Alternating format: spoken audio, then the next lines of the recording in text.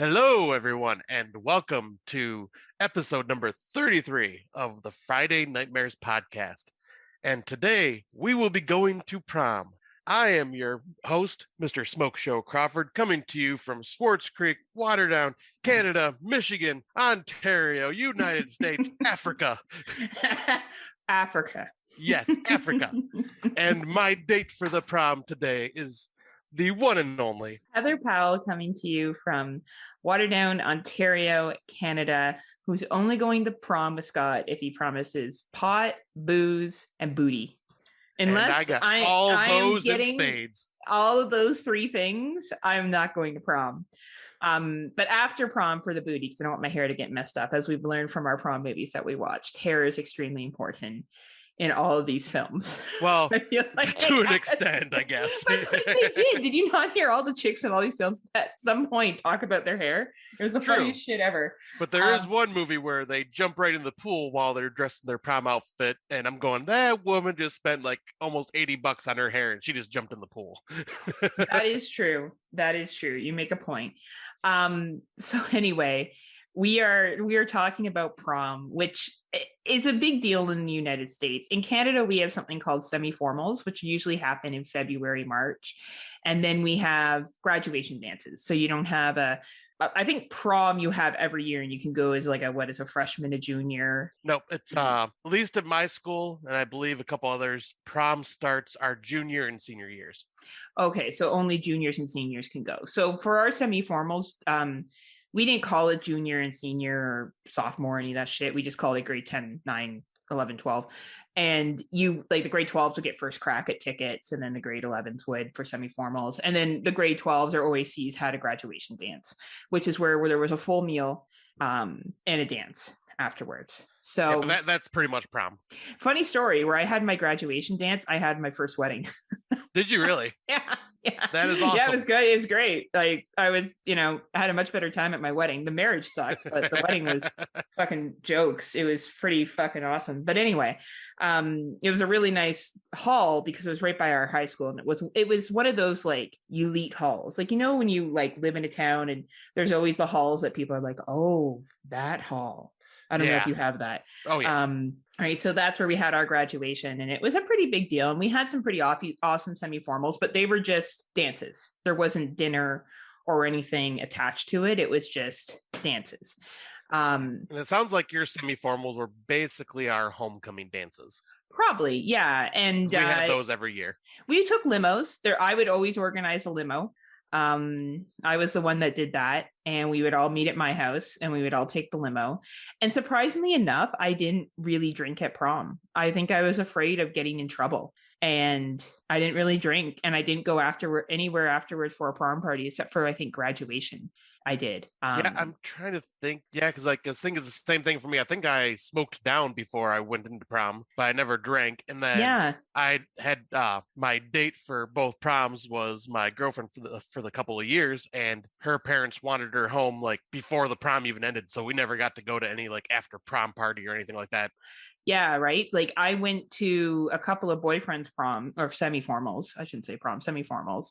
And they were fine. Like, I think there was one where I did drink, maybe because he was a big drinker, but I was always so afraid of doing it my own because I didn't want to get caught and get in trouble, because they made a real big deal. And I was still a pretty good kid. Like, I drank on the weekends and shit, but I didn't want to cross the line, if you get what I'm putting down. Oh, I get what you're putting down. Right. So I kind of followed the rules a little bit, but prom is such a fucking big deal. And I was surprised watching some of these movies. One of them particularly was just god awful, but the other ones, like they really do capture how like it seems like this is a big event, the dress, the date, who's taking you, prom proposals, and all that other shit that's now become a thing. Like, did you ever with your girlfriend, was it just assumed, or you're like, hey, we're going? Like, yeah, because my girlfriend at the time went to a different school than I did. So basically, like we only seen each other after school, and I was just like, hey, prom's coming up, you want to go? Yeah. Like it wasn't like I've seen in person, like, you know, people asking others in our school to go to prom with them and stuff like that. And some people went elaborate with it and like, you know, had like friends holding signs and almost kind of like someone proposing to get married, almost in a way, like just having friends holding signs saying, would you go to prom with me? And shit like that. Like I've seen that in person, but yeah, for me it wasn't, because yeah, like the girl I was going with at the time was from a completely different school. Well, yeah, she was your girlfriend, and I guess you probably assumed she was going to want to go with you anyway. Yeah, it was just I had to get the parents' permission, and the parents hated me, so that was always fun. Oh man, that's tough. I don't know why they would hate you. Like you would be the kind of person that they would like. Well, the older me, yes. Teenage me looked like stoner goth kid trying to like troublemaker. But you probably weren't a troublemaker, were you? Not really. I mean, obviously like party guy, but not really. But the parents were super Christian, religious type. I see. So you were the bad boy. Yeah, and plus I smoked. I never thought you and bad boy would ever right. Well, I was gonna say, plus I was like a smoker back then, so I was like smoking cigarettes at like the ages like 17. Oh, like, you so badass. Yeah, I was the cool kid. You were, right? And did you get your date a corsage? Oh yeah. Yep, I got her the corsage and like pretty much did the whole shebang. Like I think the first prom I ended up borrowing my stepdad's 66 Buick Riviera. So, you know, old school hot rod, all done up, cherry red, beautiful car. And the funny thing is, this is before GPS, and this was in a place I had never been before and was almost an hour away from where I lived. So why did they book your prom so far away? I have no freaking idea. And a couple of my friends knew how to get out there, so we pretty much followed them the whole way out there. And then since I had to take her home early, I had to leave before them, and I had to try finding my way home. We ended up getting lost for about 2 hours, driving back roads, not knowing where the hell I was. Oh yeah, you got lost for about 2 hours. High five, high five. High five, high five. Oh, but her parents were pissed because she got home like an hour and a half late because we couldn't find. I bet they were pissed, and they were, and then she told them you guys got lost down back roads, and I'm sure that just because we all know the most important thing to a young girl is her virginity. Absolutely, we must make sure that is kept intact. There was thick sarcasm attached to that, just so we're clear. Yeah, you like it thick. Wait, Fuck. what? I just so good. This whole anyway. The whole sex thing when you're teenagers just gets on my nerves, but that's not what we're talking about. Though I guess prom and getting banged does kind of go hand in hand. I remember the first semi-formal I went to, I went and bought this really like sexy dress. It was this red short thing that like covered my boobs, obviously, because really, yeah, I was just like sticking my tits out like a stripper. And then it went down to just above my knee, and then was covered with black lace. So it had black lace on the shoulders. I'm going to share the prom pictures, much like Scott is. We're going to share our semi-formal or prom pictures to the page. Oh God, I'm so sorry, everybody. So anyway, I went with my boyfriend at the time, who I had been dating, my first boyfriend, who I had been dating for I think like 2 or 3 months at the time, and he bought me this beautiful red corsage. Like it was actually really, really nice. And I got him a boutonniere because my mom's like, you need to get him a boutonniere. I'm like, I do? She's like, yeah. So she took me to the florist. I got my hair done and all that kind of stuff. And we're at semi-formal and we're dancing. And he tells me that he loves me. And I said to him, you're special to me. Legit, Scott. Oh, that is great. Because like I didn't know what to say. So was that like one of your first serious boyfriends? Oh yeah. Like, and I really liked him, just so we're clear. And I still like him. He's actually a really good dude. He's married with 3 boys, all have red hair just like him. God bless him and his wife. Oh, it must be a lot of work. But it was, it was funny because we were together after that for another 6 months, and he was the guy that I lost my virginity to. And he lost his virginity to me too, actually. We were both nice. Aww. Yeah. And he was a really nice dude. He really was. And he handled that really well. Like, I think he just knew that I was caught off guard.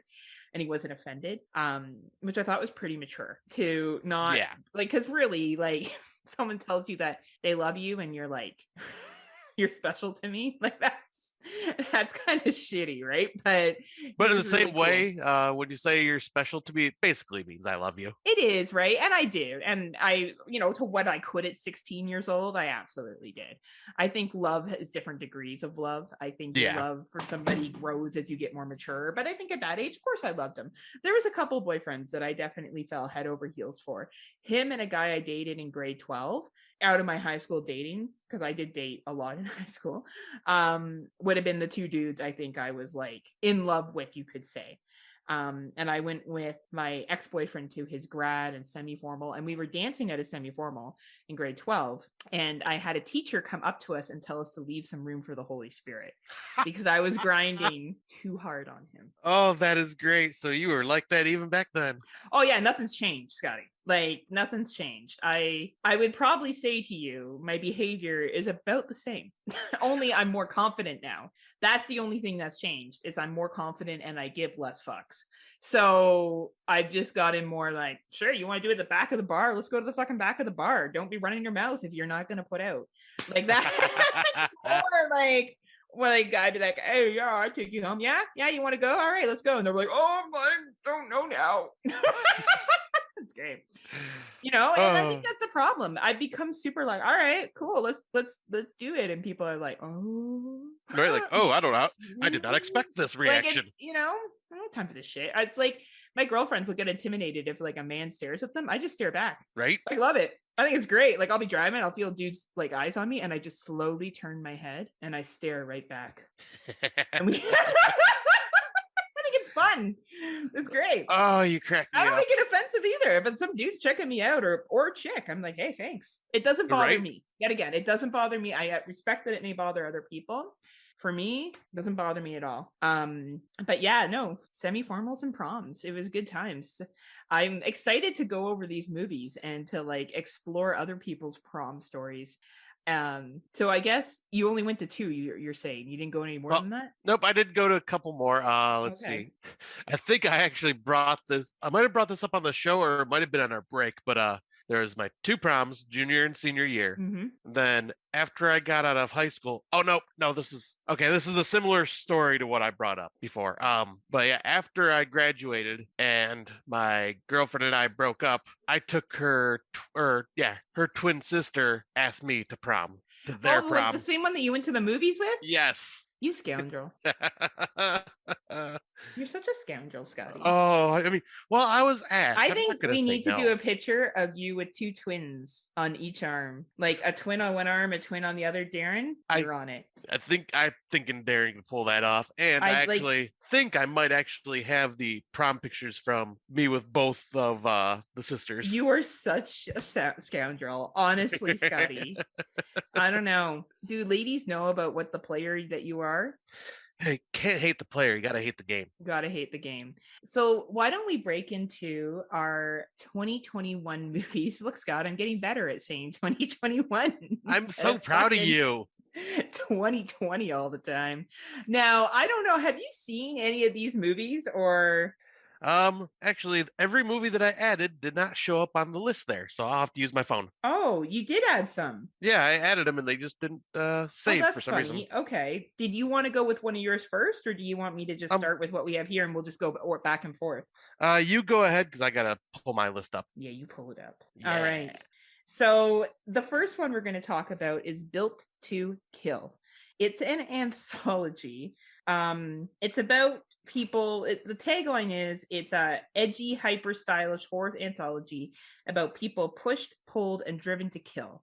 So it has a couple of different short stories in it. I recommended it to Brandon Orlick from the Exploding Heads podcast, and he hated it a lot. I personally didn't hate it. I thought it was okay. I really like anthologies, though. Maybe that's why. The stories are fine. The wraparound there really isn't a wraparound. It's just a collection of really short stories. It kind of reminds me of something that you would see at a film festival. where they kind of submit a various of short films. It's international directors. It's available on Amazon Prime Video and Amazon Video too. So if you have Prime, you get it. If you don't have Prime, you can rent it. I would say if you really like anthologies, check this one out. Only if you really like anthologies. If you don't bother. I don't think you're really gonna miss anything. A $1.99, $2.99 rental is fair. Yeah, this is one I remember you were talking about. If I get a chance, I will definitely have to check this out, just out of curiosity. Plus, it's anthologies, and I love anthologies. Well, and we could do an anthology award, right? Yeah. So this may, depending what other anthologies come out this year, this may be a pretty strong contender. Because I said I enjoyed it, right? Yet again, right. I'm telling people that they may not like it because Brandon disliked it so much. It's made me kind of second guess how good it is, but I honestly found it enjoyable. He also disliked Mortuary Collection, so yeah. Yeah, that's true. Good point. So maybe he just only likes anthologies from the 70s. Right. So yeah. But anyway, what you watched this one? I haven't seen this one, and I kind of wasn't sure whether I should or not. So yep. Yeah. So the next one that I watched is The Boys of County Hell, which is released on Shudder, so it's a Shudder exclusive.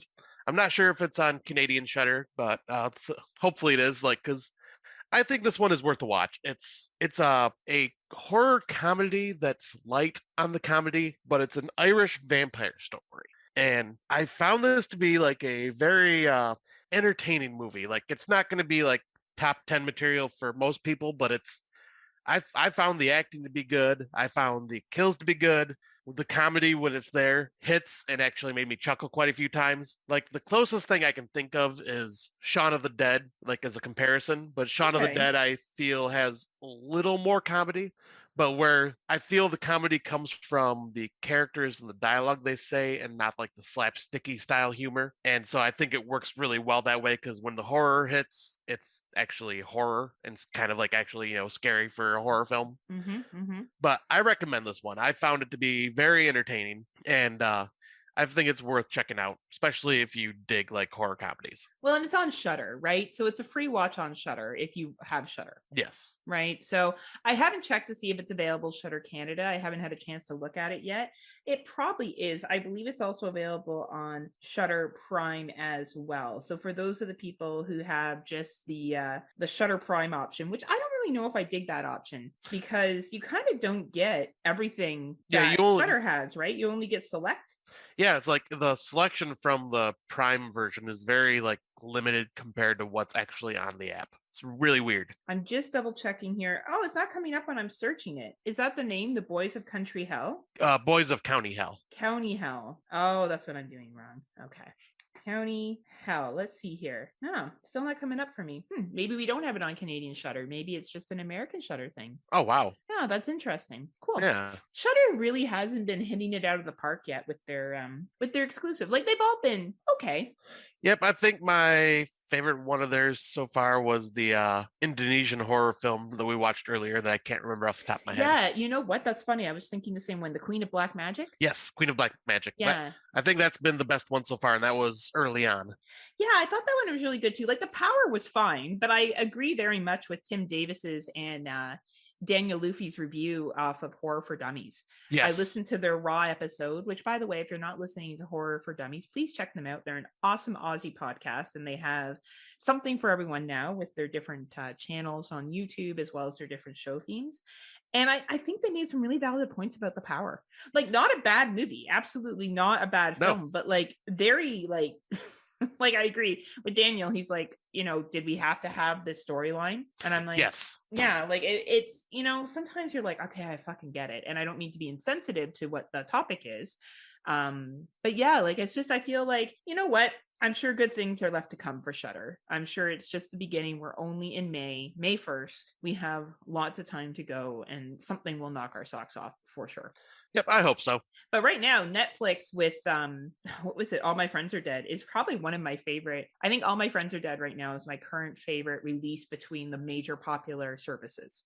Oh, so, nice. Between Netflix Prime and Shudder, All My Friends Are Dead right now is my favorite that's available through those services. Nice. I just think And Slack is up there too on Shudder as well. I really like Slack, which is funny. 2 horror comedies are the ones that I prefer the most right now.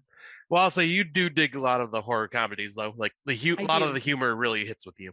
Because I'm a child. It's true. All right. So the next one we're going to talk about is The Inheritance. This is an uncorked film, and it's an uncorked film. So if you've seen uncorked films, you know what you're walking into here. It's an 87-minute runtime.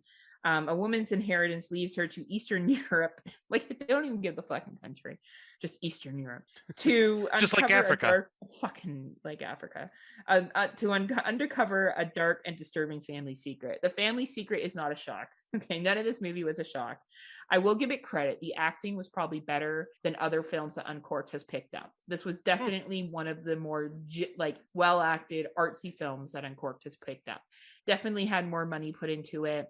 All those things there, but it's very much a tale that we've seen before. Woman goes to house that she inherited, dark family secret, ghosts, yada yada yada. Like, it's nothing that's gonna make you be like, woo! Do I recommend it? If you really dig ghost stories a lot, if you really like slow burns, yes. But you really have to like ghost stories, very heavy dialogue, and slow burns. If those are for you, then I would say this would be worth a $2.99 or $3.99 rental. If not, skip this one. It's not available anywhere yet, it says on Letterboxd, but it will probably be dropping on YouTube, Google Play, iTunes, the usual suspects. All right. And I don't think this will be picked up by Shudder or any other streaming services personally, but I could be wrong. Yeah, I was gonna say, would you recommend I watch this for our Uncorked Awards? No, that's a good question. Yeah, probably. All right. Yeah, because the acting is actually pretty good. Okay. And you may like it more than I did. Like I now, mind you, I saw it a little while ago too. So right. Not a bad film. Not a bad film at all. It's just the plot lines kind of. I'm finding we're seeing a lot of recycling of plot lines. Yes. Are you noticing that too? Yeah, well, and you'll notice that is a trend. Like when something, especially when there is a mainstream movie that hits that popularity, then a lot of the lower budgets kind of copy that formula. Yeah. And they'll do it until it's beaten to death, and then they'll move on to the next thing that's popular. It's kind of it's very cyclical like that. It kind of like video games. Video games do the same thing. Like, oh, something really big and popular was successful. Let's kind of imitate that same style. Yeah, I agree with you. I think that's definitely what we're seeing right now. Yeah, like we'll get a lot of pandemic movies coming up very soon, I'm sure. Oh God, are we ever? So yeah, the next one you've seen. I have not seen this one. Yes. So yeah, the next one is Jacob's Wife, which stars Larry Fessenden and also the lovely Barbara Crampton. Oh, nice. She's getting around, huh? Yeah, she is definitely getting on a lot of these interesting horror films, and she's had that amazing resurgence ever since You're Next, which was the first movie she came back for in over, I think, 15, 20 years. And then since then, she's just had this amazing resurgence. And like you said before, like I think her as an actor, I think her acting skills have just gotten better as she's aged. Yeah, and Sander, I get that you love Barbara Crampton and that no one can say a bad thing about Barbara Crampton. Her acting was not that good when she was younger compared to now. And that is not an insult to Barbara Crampton. That is a compliment that she has been able to develop her acting skills. I'm not saying she was a bad actress when she was younger. She was just relying on her looks. And why wouldn't she? She was beautiful. And that's what mattered in that time frame. Well, and she was also, like, I think before she got into horror films, was a soap opera star. So that explains a lot of her acting style from back then. Absolutely. And you know what? Her looks were marketable. Yeah. She made money on her looks. She made money on going topless. And I 100% respect and support that. Like, that's how she was making her money. But it wasn't her acting that people were going to go see, okay? No one was watching Barbara Crampton because they thought she was such a great dramatic actor. But watching her now in films, I really believe her characters that she plays. I think she's smart with the characters that she's casted in, with the exception of that constable that she was the Irish. In the Sacrifice? Yeah, like she was fine. Like she wasn't horrible or anything like that. But, you know, when We Are Still Here, like she was fucking phenomenal in that film. And You're Next, she was great in that too. And it's really exciting to see her come back, still be beautiful and be talented. Like to have it both. I think that just speaks to her being more than just a pair of boobs, you know, and I think that's really awesome. Yeah, I have a lot of respect for her for even coming back and doing this again. And but yeah, like this movie, it's very interesting because it seems like it would have been right up my alley. Because for one, I'm a big fan of Larry Fessenden and a big fan of Barbara Crampton. Oh yeah. And the makeup effects were done by the guy that did We Are Still Here's effects. Oh, nice. But there was something missing from the story, and this is the other part that should have sold me. It kind of focuses on relationship. Okay. And a struggling relationship in a way. And like I thought the movie was good, but I wasn't as blown away as I was hoping I would be. I'm kind of leaving it like being skeptical because I'm not wanting to spoil what the movie is about for the most part. Well, it has a pretty high rating on Letterboxd. It's sitting at a 3.1. Yeah, I would probably give it about a 7.5. Like I did enjoy it. High. Okay. Yeah, I was kind of hoping to be higher on it, like because I was kind of excited for this movie. But yeah, it was enjoyable. But it was I would say it's the acting of Larry Fessenden and Barbara Crampton that carried this film more than anything else. Well, that's exciting. It's a 98-minute runtime. Pretty high praise on Letterboxd. Decent praise from Scotty. It's available on iTunes, Google, Vudu, YouTube, and Microsoft Store. What do you recommend the rental price, Scotty? I would say this is worth like the $5 style rentals. Okay. Yeah, and I'll say because I think it was just like released on VOD straight up, like you were saying. And yeah, I'd say it's worth like a $5 rental. It's a good movie, and it's a quick paced film, so it doesn't like last too long and like overstay its welcome. Okay, good to know. I will check it out probably then. It sounds like it's worth it. I recommend you watch it. You might even like it more than I do, but like there was something that just didn't hit for me to make it like a 8 or 9 out of 10. Awesome. The next one is Well, the Wolf's Away. So this is a foreign film. It's a Spanish film. So I kind of was hoping that this would be last year's Werewolf. And okay. It's not. It has young kids in it, which the similarity is. It is a very well done film. This was a 2017 film that just got a mainstream release in 2021. And I think the reason why is because it's a long film. It's 123-minute long runtime. And I think this is just a film that got looked over. I think this was a film that kind of, it is a little bit slower, and maybe people were like, oh, it's slow, I'm not going to watch it. It's not going to be something I'm going to like, blah, blah, blah, blah, blah. And it is really well done. It is definitely a slow burn. There is a lot of character development. The payoff may not be what everyone likes, but it's pretty high up on my list. I would give it probably an 8 to an 8.5 out of 10. Oh, wow. Something I'll probably talk about at the end of the year. I don't know if it will be on my top 10, but it was definitely well acted. You were invested in the characters. You cared about these kids. These kids all had acting chops. And it's available on DirecTV, Pantaya, and Pantana Amazon channel. So one of those specialty Amazon channels. Wow, I never even heard of that one. I guess it's a new one. So if you're going to rent this, I would easily say a $3.99 to $5.99 rental. If you like slow burns, if you enjoy kid-centric films similar to The Werewolf and how it focuses on children, or Werewolf and how it focuses on children, then I would check this one out. Yes, Scotty, I think you should watch it when you have some time. Awesome. I will definitely do that then, because you know me, I've been looking for more films to watch for 2021, and I'm just not finding things that catch my interest. I think you could even watch this with friends. All right. I like watching films with friends. Mm-hmm. Mm-hmm. Now, the next one is Death Ranch.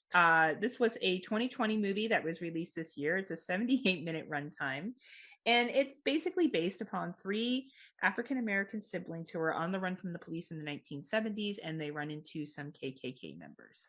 It is, wow. I feel like, okay, I really like this movie a lot, and it's not because of the political messages that it shares, but the political messages that it shares, I feel like people are going to have a better time understanding because it's in the 70s. But I think the deeper meaning behind this movie is that nothing has fucking changed from the 70s. Yes. That there is still people that believe, and we still very much have Ku Klux Klan members. But that isn't rubbed in quote unquote your face for the people that are ultra sensitive to that kind of stuff. It's just a really good, gory kind of, what would you say, survival? Revenge. And I will say, like, low budget revenge, but low budget done really well. Fuck, like they didn't spend a lot of money on their sets. They didn't spend a lot of money on their costumes. But what they did was they were like, let's make sure our practical effects are done fucking well. And they were. Yeah, because this almost reminded me of shot on video style movies from back in the 80s. Mm-hmm. Like, just it had the way that grungy feel to it. Yeah, like it was just sense. Yeah, it fit perfectly, and it felt like the 70s exploitation style horror film.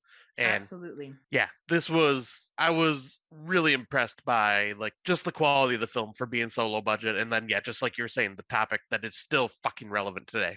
And, it is a movie that easily for me could win low budget of the year. Yes. And maybe in my top 10, because I thought that it was so well done personally for me. I think this is a movie that is a hidden gem that people will probably skip over. And yes, some people may not like this film. It may not be your jam, but at a 78-minute runtime, the gore is, if you want gore, you're going to get some gore. Yep. So it's there. If you like watching KKK members get their comeuppance, then it's for you. Like, made me smile like a motherfucker. The plot is very basic, but it is a very, emotional movie too.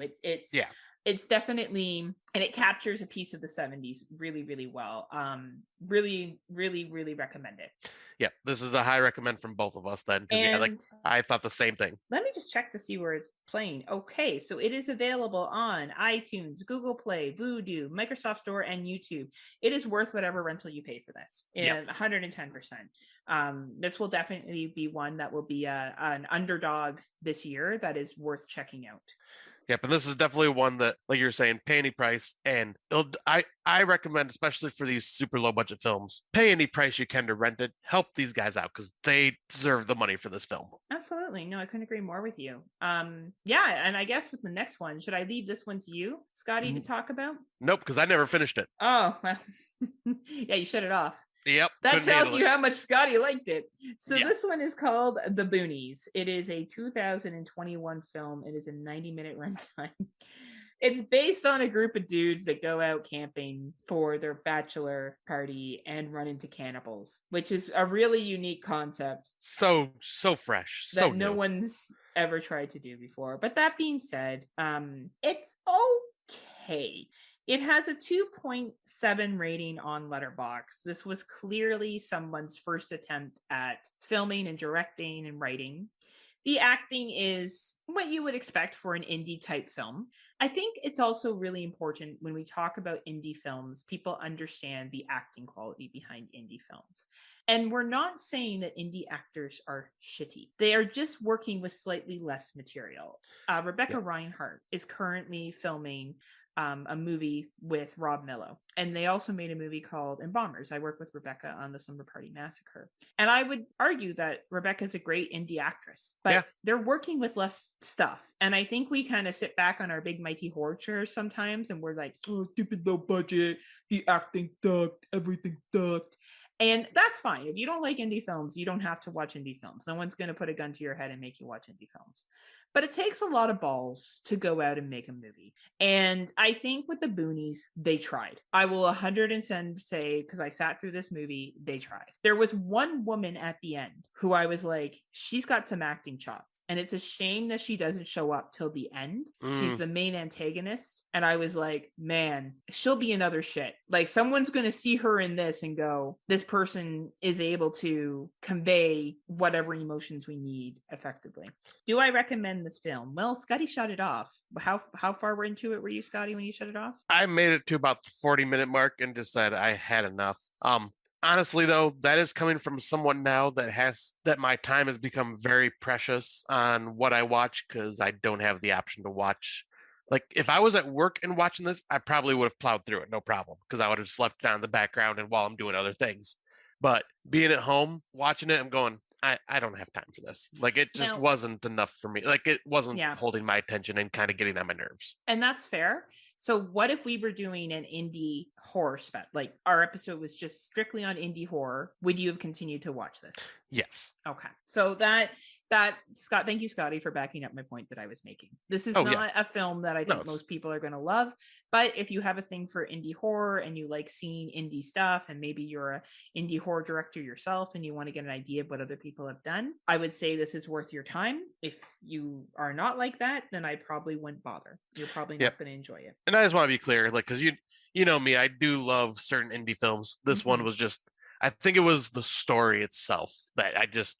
Well, it's atypical, right? Like, there's nothing super unique about it. And I think you put it perfectly. If I could put this on at work and have it playing in the background, sure. But with the limited time and the access to 2021 movies that you and I are both blessed with, through screeners and Shudder and Prime and Netflix and VODs, like, there's a lot to choose from.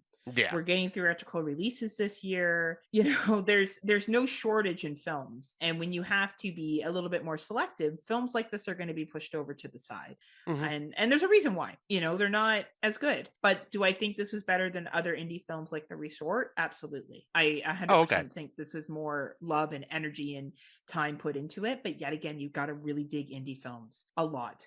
So if indie films are for you, this is available on Fling in both Canada and the United States, and YouTube in Canada. Okay. And finally, the last one. I think you've seen this one. Yes. All right. So I'll let you bring it in then. All right. So the next one is For the Sake of Vicious. It's a weird title, but the vicious part definitely fits. Yeah. I can't remember. I don't think this was a Shudder exclusive. I think this was just a VOD one. Yeah, it's VOD. Yeah, I'm not even going to get into the plot because the plot just kind of goes batshit crazy and other people get involved and it's very strange. But like, I have to say, like, I enjoyed it. Like, it was just kind of fun unraveling what the hell was going on between these characters and like the mystery behind it all. And the over the top violence in some of these scenes was just like, for me who loves the gore and stuff like that, I was just kind of like grinning ear to ear because, like, yeah, there's some just ridiculous violence in this movie. And like, I would say the acting is all pretty good too. Like, it's strong actors for the most part. And yeah, just I would say just a kind of fun roller coaster of a movie to get through because it's easy to watch. The plot isn't confusing. It's just crazy. Yeah, that's a good way to describe it. Yeah. It reminds me of 12-Hour Shift with how crazy the plot was. Yes. Did it not give you that 12-Hour Shift feel? It really did. Right? So if you watched 12-Hour Shift from last year and you enjoyed it, you may like For the Sake of Vicious. I didn't really get the ending, but I got the rest of it. And I think there's some really good wondering who did what and if people are guilty of what they're being accused of. There's some really good, like, you don't really know exactly what's happening. Yeah. I thought that was really well done. It's an 80-minute runtime and it has a 3.0 rating on Letterboxd. Yeah, I'll say it goes by pretty quickly. And one thing I will say is about the whole who do you believe? It's the storyline kind of plays the whole each side has their own story. Very and much so. Very interesting how it's played out. It is. It's very interesting. I enjoyed it for what it was. I thought it was a really fun film. I don't know if I don't think it'll be on my top 10. No, I don't think it'll be on mine either. It might be my top 20. Yeah, it could be. Yeah, there's still a lot of films to come this year, right? And we're getting more theatrical releases this year. So, but I don't regret my time with this. I think that, you know, this was obviously a more expensive film that was made, more money, more budget put into it, great special effects, short time, 80 minutes. I don't think you're going to waste your time with it. It's available on Amazon, iTunes, Vudu, Google Play, and YouTube. So $3.99 rental, $2.99 rental, Scotty, what would you say? Yeah, I'd put it in the $3.99, $5 rental. Okay. Like somewhere around there. Like, it's a fun watch for a Friday night type movie. Yeah, I would agree. I definitely think it would be a fun little, and it's short. Like, it's 80 minutes long, which I like short. Yes, you do. In my movies. Just to be clear. Just to let everybody know. Just the movies I want short. What I like. Super important about what my needs are. So we're gonna move into older movies, which we have a whopping 2. Well, talk about here today. We should call it "You Are Going to Move into Older Movies." Well, you saw one of them. Oh, yeah, that is true. So you could talk about that. You've seen both, actually. One's one of your faves. That is very true. I mean, right? It's just not something I've watched. Like, I just haven't watched an older film recently, besides for our end of our show. Our show. The work we do for you guys here on Friday Nightmare. Yep. It's hard when you're Scott and you're a playboy. Scott was out at a bar last night, just so everyone knows. Scotty. Yeah, I didn't get to talk about my bar life like you normally because do. I didn't want you to rub it in my face. I'm just kidding. How was the bar last night, Scotty? It was fun. Had a few drinks, got to chill outside on a patio with a little fire cooking next to us. And it's met up with some coworkers and had one of my friends with me. And yeah, it was just a all around good night. I just want to know, was the fire as hot as you? Being a Smokeshow? Did you turn to your date and be like, this fire's hot, but you know what's hotter? Smokeshow Crawford. Yes. This is like a line that would have been said in American Pie. Yeah, that's right? how bad that line is. And that's how bad American Pie is when you watch it. Is it hot in here, or am I just a smoke show?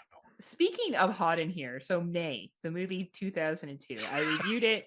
Well, because there's a scene in there, right, that kind of plays on this. Oh, so that's true. Yeah, right. I'm not just trying to get you to stop talking about yourself. Like, I actually had a lead into. Yeah. I actually have a lead into. So May was a movie that I watched for the Summer Party Massacre. And I had never seen it before. And Anna Faris is in it, which proves to me that Anna Faris is the same fucking character in every movie she's in. Like, she's like one-dimensional, which is fine. She's funny. And Angela Bassett Bennis.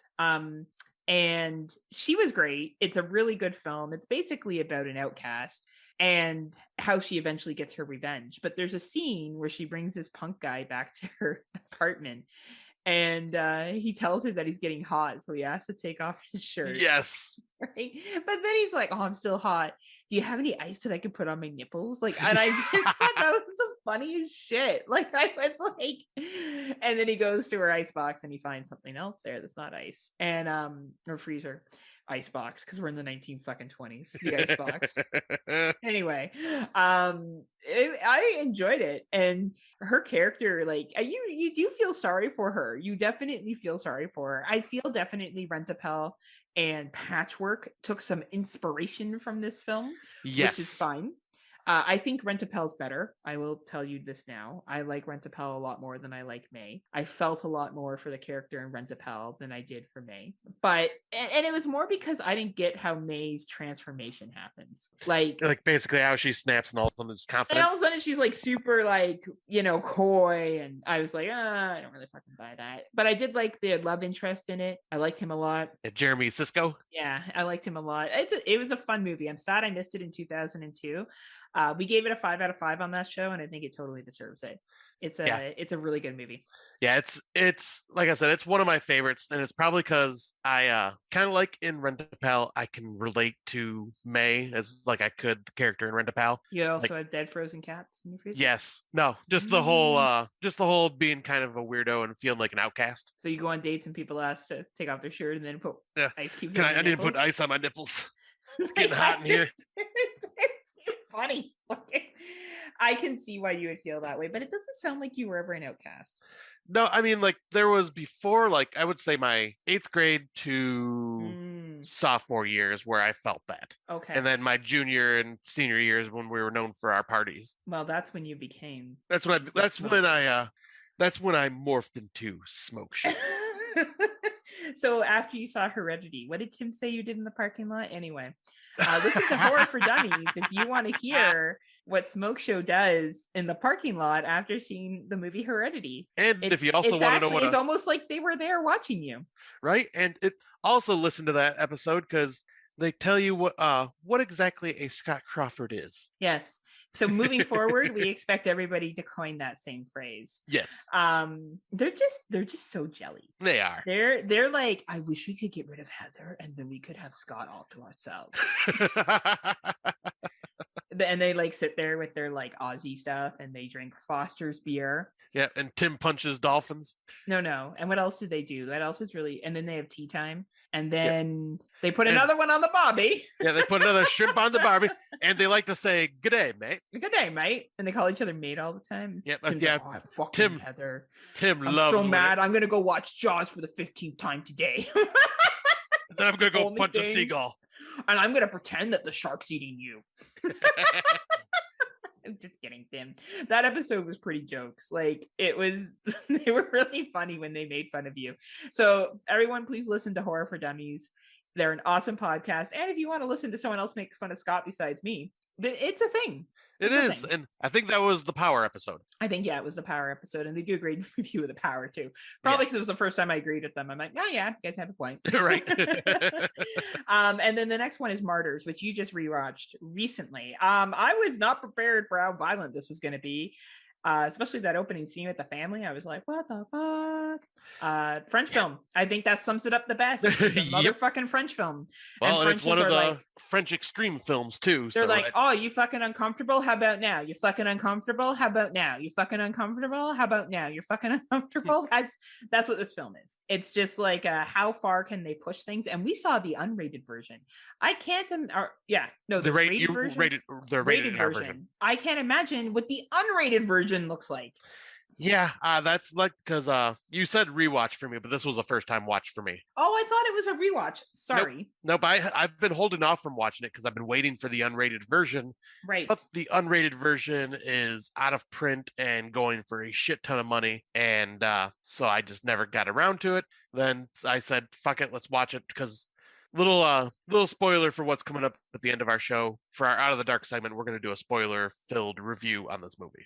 So we watched it, and like I finally forced myself to watch it, and yeah, this is an unrelenting assault on the senses, like the way only French horror can tend to do, apparently. And I was expecting way worse because I've had it built up in my head, but that is not to say this movie was not fucking hard to watch. Whatever. Scott was like doing what he did after Heredity after watching this movie. During, actually. Smokeshow had a Scott Crawford. He was like, oh man, I want that to be my life. How can I get someone to do that shit to me? Oh God, no. Oh yeah. No, hell no. Martyrs, hold my fucking beer.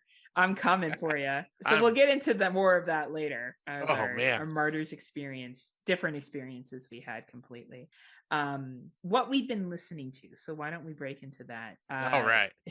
So I've continued down my trash. Fucking spot him. It's become a problem. Because what happens is I listen to one of these like podcasts and it's all from the Parcast network. And then they recommend another one during it. And then I download that one. And it's becoming an addiction. So today I'm going to talk about female criminals. So this is a Parcast Spotify original, and it has 213 episodes, and it focuses on female criminals. So women who have committed crimes. It tells stories from their birth to the crime being committed, the trial, and what has happened to them afterwards. It is dramatized tellings, but they do use a lot of factual stuff, because at the end of each episode, because now I've let it play out to the absolute ends, usually just like once the story's done, I'm like, all right, that's the story, click. I don't listen to their thank you for listening and blah, blah, blah. But when I listen to it, they've actually been using sources like news articles. They've actually used court reportings, as well as books that have been written, and in some cases interviews. So they are, getting relevant information. They're not just making shit up from the seat of their pants. So one of the most recent ones I listened to was Yolanda, who killed Selena. Do you remember that? Yes. Right? So it talked about that woman's life story and how that fateful day at the day's end came to be. And it's a really good true crime story podcast if you enjoy learning about female killers and why they kill. And there's a little bit of psychology stuff put into it as well. They do some research studies on it. I highly recommend it. It is a little bit brain candy, but sometimes we need some brain candy. So you can find that on Spotify. We'll include the links to it, but yeah, check it out. Nice. I'll say I do love that you're going through all these types of podcasts. Oh man, it's so trashy. It's like the Lifetime's podcast. That's what I'm doing right now. Oh, I love it. And the podcast that I am going to be talking about is a side project podcast that kind of became its own thing from a video game podcast I used to listen to called Kinda Funny Games. The side podcast is called In Review, a kind of funny podcast. And it's the main host is Tim Geddes, and he has a slew of the Kind of Funny Games crew just join him different times. So like depending on the movie, we'll have a different couple of co-hosts. But the reason I'm bringing this up, because they're not horror, they just talk general movies for the most part. But one of their most recent episodes, they covered Mortal Kombat. Get over here. And Scott, when he's by himself in the car after Haraji, finish him. Yes. Flawless victory. Flawless victory. Fatality. But they ended up going through, like, they obviously talked about the 2021 Mortal Kombat and did like a spoiler-filled review of it. And then they went back and talked about the first Mortal Kombat movie and the second Mortal Kombat movie, Mortal Kombat Annihilation, and then ranked them. So, like, I won't give the rankings away or anything like that, but I thought it was just a really great episode. And you could, since they're all video game nerds, they were all talking about all the in-depth detail of history of Mortal Kombat as well. Saying, "Get over here." No, I think that's just you. I love that line. Get over here. It's so good. It's like Scott goes into these long tangents about actually Reptile was actually a reptile if you played the video game in 1997, and I'm all like, I like Reptile because he can go invisible. Yeah. I liked Mortal Kombat because there were scenes where from the video game, like the pit, and I could play in the pit. And I saw them fighting in the pit, and I was like, I like that. That would be that's going to be my review on Controllers Up, Cards Down. And you'll be like, well, actually, I really enjoyed Kano, and I thought it was really accurate how his character was awesome. And that was really nice to see. And I noticed that the lineage, and I didn't even give a shit that the main guy wasn't in the fucking comic book, or sorry, in the video game. I didn't give a fuck.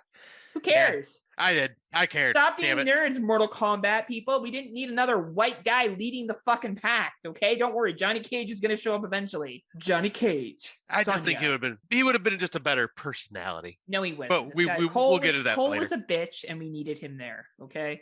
We needed Cole there to be a whiner. I mean, you're not wrong, because that's pretty much what he did. But right, him and his gold shirt. But anyways, that was a very nice gold shirt. Right. Maybe like his kid will get some fucking powers. Maybe. She seems to be more like gutsy. Right. But yeah, we'll save our thoughts on this movie for Controllers Up, Cards Down. So listen to our podcast, and you can hear me say over and over again, "Get over here." And you can hear Scott be like, actually, I remember in the 2007 version of Mortal Kombat. So yeah, check it out. And have fun listening to Heather make fun of me because of the nerddom that I go into. Dude, I'll be like the odd man out on Controllers Up. Controllers Up, Cards Down podcast. You guys will all be like, actually having these debates, and I'll be like, I like the fact there was fireballs. Do you guys know there was a part where someone had a laser from their eye? That's cool. And I'm starting to notice a trend here when it comes to what we've been listening to. I'm silent going, oh, that's nice. I like the way you're talking about. And when I talk about my podcast, you're just like, blah. You know this. I know. We're 33 fucking episodes in. I know. I love it. Like, I don't respect you. Everyone knows it that listens to the podcast. You get me this really nice gift, and I'm like, Gremlin sucks. Like, it's, it's our dynamic. But you stay, Scott. I do. I like the abuse. It's like that Pearl Jam song. I'm lying, she's in love with him. Can't find a better man. Only it's like, we can't find a better podcast partner. Can't find another Heather. Well, you probably could, but yeah. Can't find a better Canadian. Yeah, you probably could. Anyway, did you want to say more about this podcast? Sorry. Basically, I just want to say, go check out In Review, a Kind of Funny Games podcast, because they do a great job of reviewing, but they're also pretty damn funny, and it's a good group of them, and they have great chemistry together because they've been on so many different podcasts together, because they have multiple different shows that they do. But yeah, if you want to listen to a bunch of nerds just talk about movies, like kind of like what we do in a way, then yeah, enjoy. I think they do cover horror films once in a while, but I think they just cover movies just in a broad topic. Coolio. So they're like double edge, double bill. Yes. Very cool. Very, very cool. Thank you for sharing, Scott. Oh, you're welcome. I like how you're being polite now. I know. Because Gary Hill will be like, Heather Bully Scott. I'm like, I know, Gary. Like, you talking about it ain't going to change it. I'm not the only one. Listen to Horror for Dummies. Right. What can I say? I'm just a target. But the thing is, it's all done with fluffiness and love. The more people talk about you, the more popular you are. You're like our Britney Spears. Only you're not like shaving your head. Actually, well, I am shaving my head. Oh man, maybe you are like Britney Spears. You're gonna like come out dancing with like a snake and shit. It'll be great. Hell yeah. Oh yeah. Now that sounds sexy. So we're going to take a brief break and hear from one of our mini Legion podcast friends. So after these messages, we'll be right back. Did you ever see a film at such a young age it left you traumatized with cinematic wounds? Necrophilia. It's a dead issue, man. Don't push it. Cinema Psyops is a weekly podcast documenting an ongoing experiment on the mind of an unwilling test subject. No one should have to watch this movie. Oh, no one should have to watch this? No one should have to watch this movie. Surprisingly, it's not a topic that a lot of people really want to tackle. I'm shocked, prudes. I know, really. Right? It's the next sexual frontier that no one wants to explore.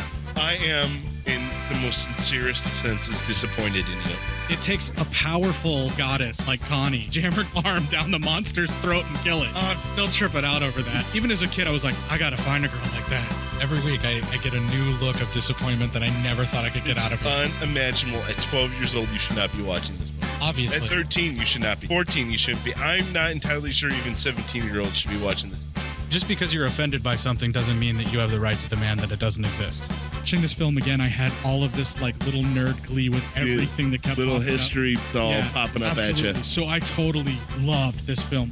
Hey, I know why you couldn't see that. It's because your brain's warped watching this shit at 12 years old. Yeah, this is a rough movie. I told you ahead of time when we were getting ready to do it that it was. How did you watch this shit at 12? Because physical wounds heal, cinematic ones don't. Listen to Cinema Psyops. Welcome back. As we heard Scott and I drone on and on earlier, we are going to talk about prom. Prom night, everything is all right. All right, but we're not doing that movie because we already talked about it in remake. So we had to be a little bit more creative. But I did find this article on why prom, and it is called The Racist History of Prom. But I will talk about prom without putting all that stuff in there, not because I don't think it's important, because I do think that it's important to acknowledge where segregation has occurred. But I want to talk more about the history of when prom started and how it grew so popular in the United States, at least. So when young people began going to prom in the late 19th century, it wasn't yet a dance for high schoolers. Prom, short for prom-related, was originally an event for college students in the Northeast that had its roots in balls. Also known as coming out parties, balls introduced young women to polite society and its eligible men, which was what balls were all about. For middle-class white women who may not be able to afford balls, co-ed prom parties for graduating students served a similar function by introducing women to the adult world of manner and etiquette and putting them on display for potential husbands. So yes, super sexist. This shit was going on in the early 19th century, but that's what women were supposed to be. They were supposed to be wives and mothers. So they were putting them on display in order for them to find a man. Early proms were governed by the same rules and dress code as balls. They were racially segregated. For instance, girls were forbidden to wear masculine clothing. Well, I would still argue that there's a struggle with that happening at proms in current day, but that's fine. In the 1920s, white high school students began to introduce proms to their teenage students. Like the college proms, they were meant to teach students how to behave as respectable men and women along gender and racial lines, also excluding Black students. By the time the Great Depression hits in the 30s, prom had become a big enough deal that some high school principals canceled their prom so poor students wouldn't be psychologically wounded. obviously there's costs that would be associated with attending these proms, the dress, the hair, all that stuff still stands. And it gets really expensive, especially for women. Well, and the limo thing, it's funny, in the movies we all see when there was limos, it's just 2 people in a limo. When I got limos, there was 10 of us in that motherfucking limo, and we were all paying for that limo. Like, that's how that was working. We were all splitting that shit 10 ways, and it was usually like $300. So yeah, proms really took off in the 1950s when a post-war boom and new consumer market geared towards teenagers made the celebration a mainstay of the high school year, and one that boys should invite girls to, not vice versa. One 1950 advice book for teenagers lectured that girls who try to absurd the rights of boys to choose their own dates will ruin a good dating career. Wow. You gotta be careful, right? You don't want to ruin that good dating career. Right. Gosh. After the Brown versus Board of Education was decided in 1954, white schools in the South actively worked to undermine the Supreme Court's ruling that schools couldn't segregate students by race. And in the 1960s and 70s, many white schools had integrated their classrooms, began to hold 2 proms, one for white students and one for black students.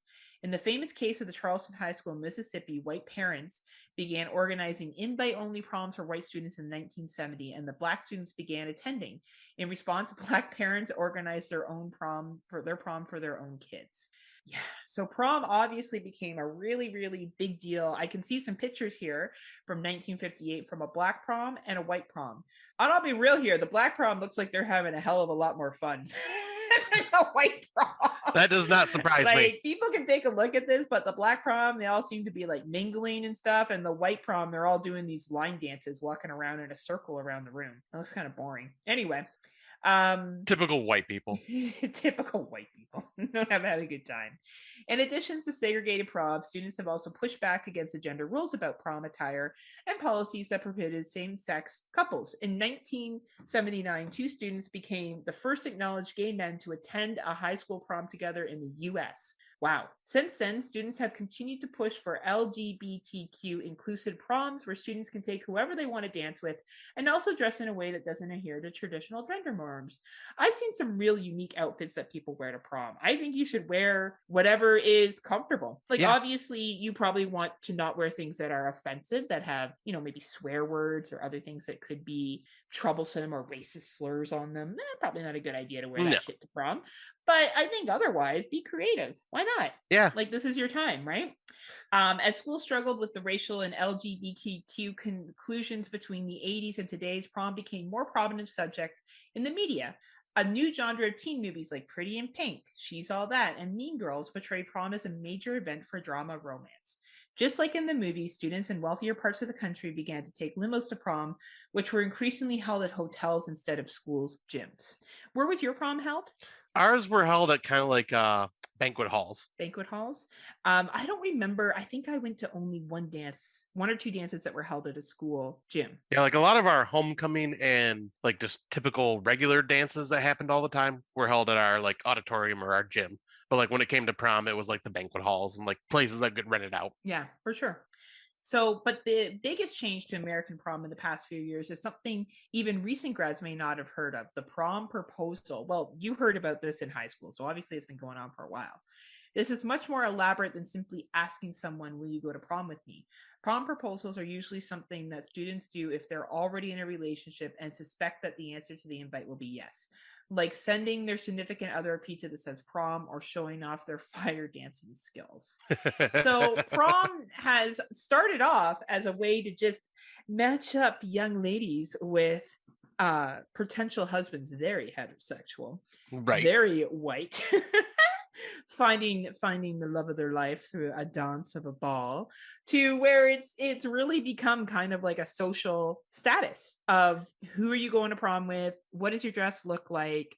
Are you being unique? Are you not being unique? How inclusive is your school? How non-inclusive is your school?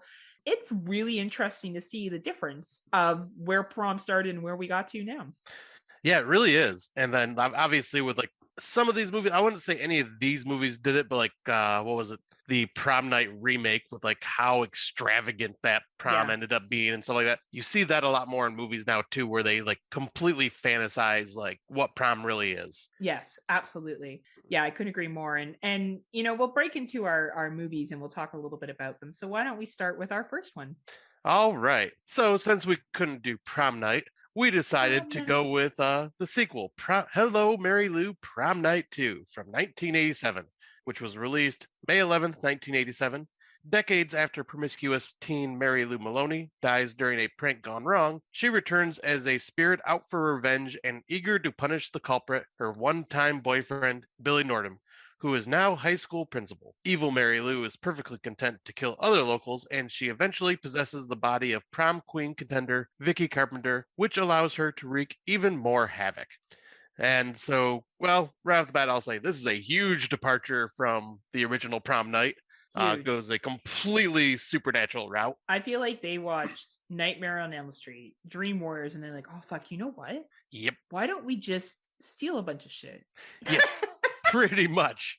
This movie is very insane with the way it does a lot of stuff and just completely out there. You're not waiting for Freddy Krueger to jump out at certain times. Well, that's pretty much what Mary Lou. That's pretty much what Mary Lou was. Right, the evil fucking carousel random horse that Vicky has in her fucking bedroom. Yeah. I really like this movie on a second time watch. This was the second watch for me. The first watch was actually with you, Scotty. I watched this for the first time with you. That was, I think, back in January of 2020. Yeah, so it's been over a year. So I remember being like, it's okay, but I liked it a lot more this time. I found that I really enjoy Vicky's character. And I really like Mary Lou, to be honest with you. I think she was just ahead of her time. Like, I liked how she was like, yeah, you don't fucking own me. I can be with whoever I want to be with, and I can be with whatever boy I want to be with. And, I liked the see you later alligator. Like, I liked her. I thought she was fucking awesome. Yeah, it's like, because, like she was in because we didn't really say in the synopsis, but it was from the 50s that she was in. And, like that's like she was using a lot of the 50s lingo, but like she was very promiscuous. She was a very strong woman. Well, she was very much sexually in charge of her own destiny. Yes. And, so what if she banged different dudes? Who fucking cares? Right. She was kind of her own person, and she didn't believe that she belonged to anyone or owed anyone anything. Like when Michael Ironson's been like, we've been going together for a year. She's like, yeah, so fucking what? And she's 100% right. She doesn't owe him sex. Like, if she didn't want to have sex with him, she didn't have to have sex with him. She was having sex with this other dude. You snooze, you lose. Too bad, buddy. Like, I thought that she, looking back at this now, I'm like, yeah, I could get how some dudes would find that bitchy, but she didn't owe him sex because they had dated for a year. That's not a thing. No. She wanted to bang this other dude. She could bang this other dude. She could bang whoever she wants. Yep, and I'll say, like, because the prank was definitely like way over the top, like it is in the 80s, and totally, and it was like so not deserved. Well, and I get that he was upset. Like, I would be upset and embarrassed too. She did embarrass him, which is a cruel thing to do. Let's just say, even though she's in charge of her own sexual destiny, that's a cruel thing to do to somebody, and not a nice thing to do. No. But I think the prank, I could get a teenage boy getting that angry that would do something that stupid, right? But I do like the setup of the 50s prom. The only thing I thought was weird is they announced her as prom queen, but they didn't announce prom king at the same time, which is what they usually do in every other prom movie I've seen. Yeah, I thought that was kind of weird. Queen and king. Yeah. Right. So anyway, besides, and that's a minor misfit. Nitpick. Thank you, nitpick, misfit, nitpick. The rest of it was fine. I think the setup to prom was good. As I said, I felt the 50s vibe. I liked her dress. I thought it was, really cute. It was awesome. Now, I didn't quite get why her stuff was locked in a fucking yeah, like it was locked in a chest, like in some like in attic in the school. Like, why? Do you know why that was? Like, I don't get it. The funny thing is, like, she caught on fire, so there wouldn't be much of a dress left. Yeah, like I thought it was supposed to be her cape, but I don't remember her wearing a cape. No, like that is just probably just some like whoops little mistake that was from the 80s. Like, she wore a cape to the prom and then she took it off, and that was like the cape that they eventually found of her. Maybe, but like it still just seems kind of weird that would have been saved. Like, and like put away in an attic somewhere. Yeah, that was, whatever. And that's fine. That has nothing to do with the prom. But I do like the lead up of Vicky and that other chick who's super mad about the prom coming, and she wants to be prom queen, and she's sending out flyers to promote for her to be the prom queen over Vicky. And then her friend Sandra kills herself because they think she killed herself, but she was actually killed by Mary Lou. Is it Sandra? I think that was her name, Sandra. Yeah. Right. And Like, and this chick is all like, 1 down, 2 to go. I was like, wow, that's pretty fucking cold. Like, right? Like, I know you want to be prom queen, but goddamn. Like, it really emphasized the impression that prom meant everything, and that if you were not prom queen, you were not going to be successful. Yeah, I was gonna say, and out of all these movies, I think this is the one that kind of shows the importance of prom king and queen to certain people, like where it's like such a huge deal. And like, I agree. And it to some people, like especially the popular crowd, it is a huge deal for them to be considered prom queen or prom king. But like people that are not like in the popular crowd, none of them really care. Then that's in real life too. I know, and I think that was really well done in this film. And I think it ties back to that article of prom being such a, elitist event to crown royalty.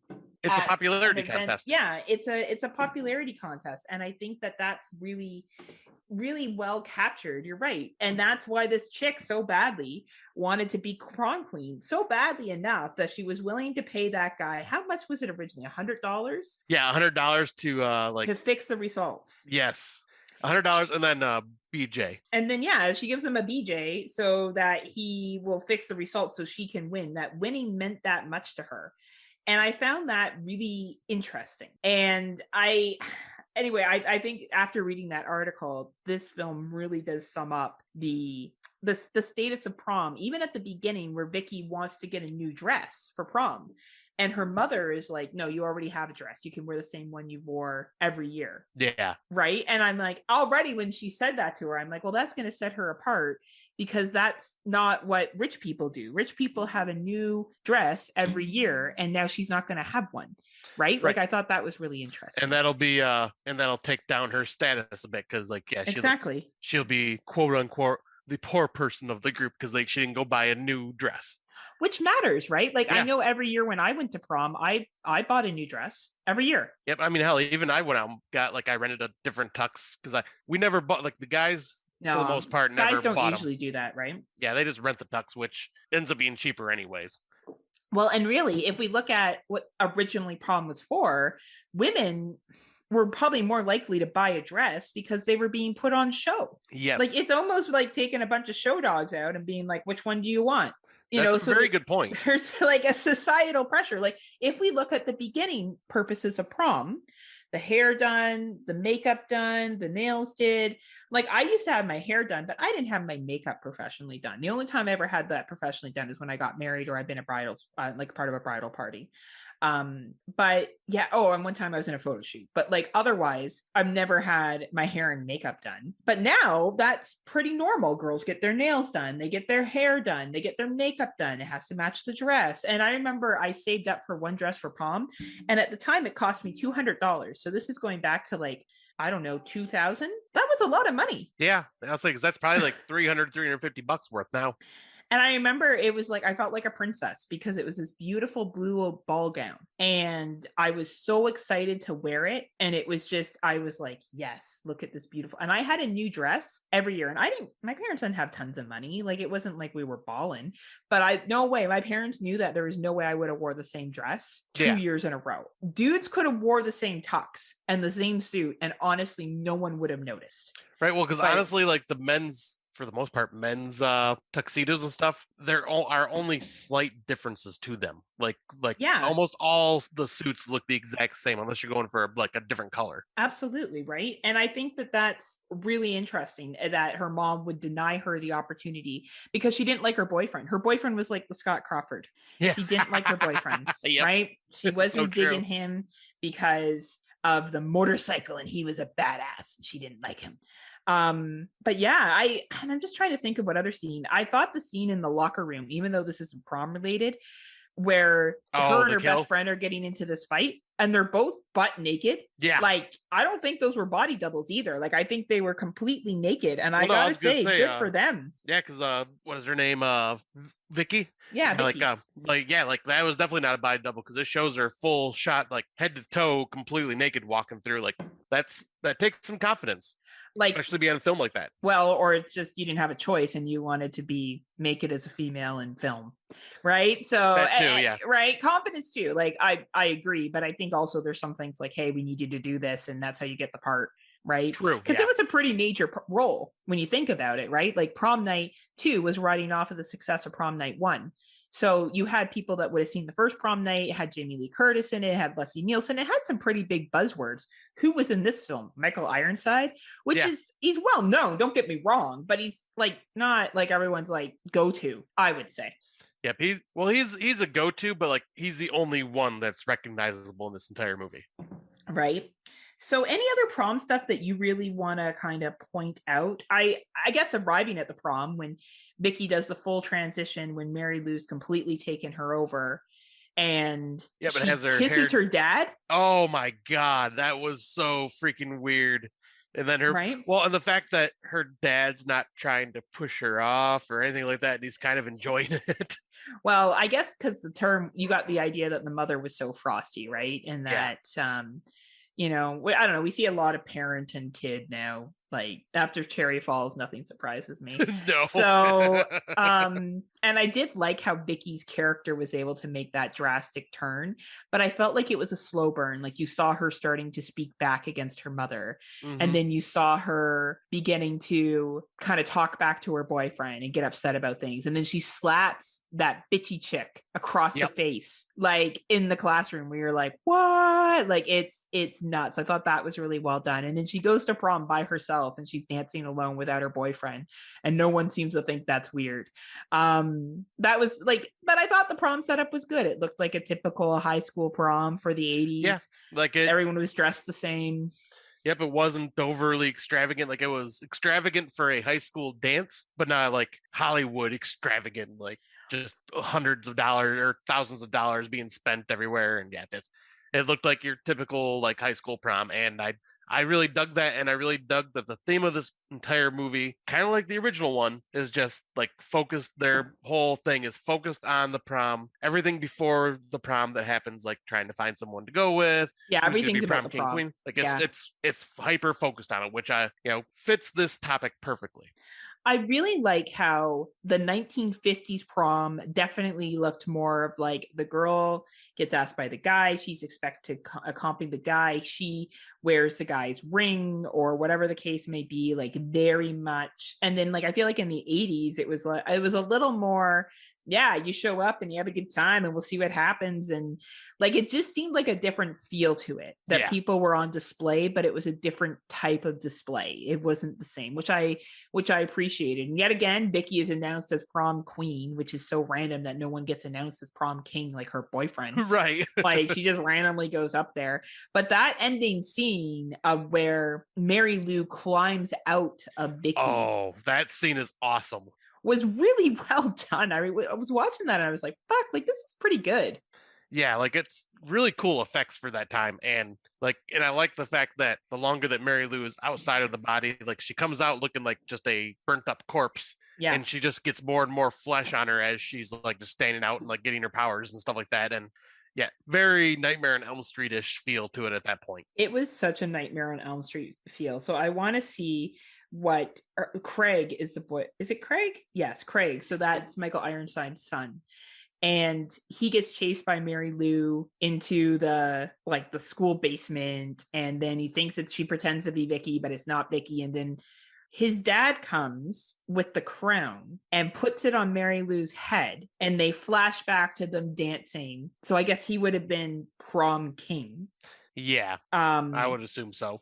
Which why I don't get but then they wouldn't have a plot if they didn't announce it at the same time.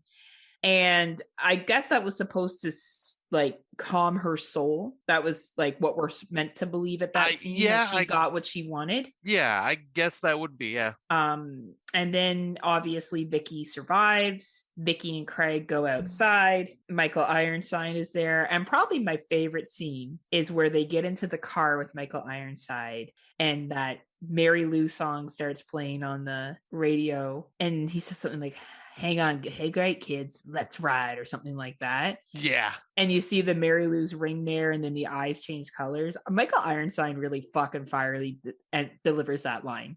Oh, he does. And like Michael Ironside is just an amazing actor anyways. So like, yeah, But yeah, I did like that little, just kind of like, once again, kind of Nightmare on Elm Street style ending. Yeah, like I feel like this movie, just watch Nightmare on Elm Street, and it's like, oh fuck yeah, let's just steal shit from that movie. Yeah. And make it prom-y. But it definitely captures prom night. Like I think that this captures the entire prom experience of somebody, whether it's, not being able to get the new dress, to who's going to win prom king and queen, or just queen in this case. The actual experience of the 50s and the 80s prom. I think it actually does a really good job. I think Prom Night 2 actually does a better job than the original Prom Night of capturing prom, because really with Prom Night, it's more about the murder that occurs. Yes. And the stalking. This, I felt like, was more, the buildup was to be the prom queen. Like that was the overall thing that everyone seemed to want, including Mary Lou. So it was very prom centric. Yeah, that's a very good point, because I didn't think about that from the first film. But yeah, that's totally what this one is about, is just the popularity contest of being prom queen. Now, just as disclosure, we did not do prom 3 or 4. Prom Night 3 is just a little too silly for my liking. And I think Mary Lou, though absolutely beautiful and very seductive, moves away from the prom theme more. Yes. But almost does a a Nightmare on Elm Street thing by then going after a guy. Yes. And being like head over heels, like obsessed with him in that movie. And then like getting the guy to do shit. Yeah. Like Nightmare on Elm Street Part 2. Yeah. You know what I mean? Like, and then Part 4, they just drive by the prom. Yeah. Which is why we didn't do that one, because they don't even really go to prom. Nope. They go to a house and party. And they just do a couple shutouts to the first stories and then go to a house, and it's a whole different story. It has nothing to do with the first one. It has nothing to do with 2 or 3. At least 2 or 3 do build on each other. I'll give them that. 4 is just like, hey, you know what? We should just continue to make prom movies. Like, it's like they heard that John Carpenter wanted to make a different type of Halloween movie every time. Right. It's like, we should do that with Prom Night series. Only it didn't take off. No. Nope, not at all. So that's why we're only doing Prom Night 2. Just so in case people are disappointed, we will not be talking about Prom Night 3 or Prom Night 4 in this episode. Maybe one day we will. Maybe we'll see what happens. We make no promises here on Friday Nightmares. So let's move to our next one. All right. So the next one is Dance of the Dead, which was released March 9th, 2008 on prom night. The losers who could not get dates to the dance are the only people who can stop zombies from eating everyone. Very simple synopsis, very simple plot. And though I do dislike the losers who could not get dates. Like, it's just people, they were the outcasts, unfortunately. They were the outcasts. Like, they were part of the science fiction club, or like whatever it was, sci-fi club. This one is another one that does focus heavily on the prom night, like just the prom itself, like the entire movie. Yes. But man, this one had some very freaking funny scenes to it, because it's so over the top and ridiculous. Like, I do love that, like, it involves the teachers a lot more. It really does. What I really liked about this is you get the setup of the high school. You get the setup of the zombies in the high school in the same way. So you get the opening scene at the graveyard. Yep. And like shit going down. And then it pops right over to the high school where there's all these like drama shit going on and like interactions in the classroom, and this dude wanting to ask out this chick who just broke up with her boyfriend, who's this popular cheerleader. And these other guys that want to go out with these, are the one guy whose girlfriend is head of the prom planning committee, who, she's really into prom and he isn't. And then like the sci-fi guys that, can't get any girls to go with them and just want to stay home and watch fucking movies at night or go to like a robotics convention or something like that. I think it does a really good job of setting the stage on the day of prom. And also, is it Rod? I think not so. Rod. I cannot remember any of the characters' names. Kyle. And they have that guy named Kyle who like fights everyone all the time. Yes. And his name is Kyle. I thought that was really fucking like, because he was the one with like, what was it, the mohawk or like the, yes, like, he had the mohawk. Yeah, like, and he was just like this punk dude that's always getting in trouble. Oh, reminded me of Darren. Hey, Darren, is that you? But I feel like Darren would also give a political social speech while he was doing things. He'd be like, he'd be in the principal's office because he started a protest. Yep, that'd be totally Darren. And somehow like he would still win because Darren is like the smartest person we know. Yeah. Like one day he's going to be on this show and Scott and I are going to be like, what Darren said. Yeah, I agree. What Darren said. I agree with everything he said. It's going to be Darren talking and us agreeing. Yep. But I do enjoy how they set up these characters. It kind of gets you caring about what happens to them. You feel bad for the girl that's head of the prom committee because she's trying to like set up the gym the day of and her boyfriend's not taking it seriously. And then that other guy is all like, Mitch is all like, hey, I just want to see you treated well. Like, you know, those dudes that try to like swoop in and steal a girl or whatever the case is, or break up a relationship. Well, guys or girls do that too. It's not just dudes. But yeah, I'm trying to think of the name for those types of guys, like, because there's a recent internet name, like they're the yes.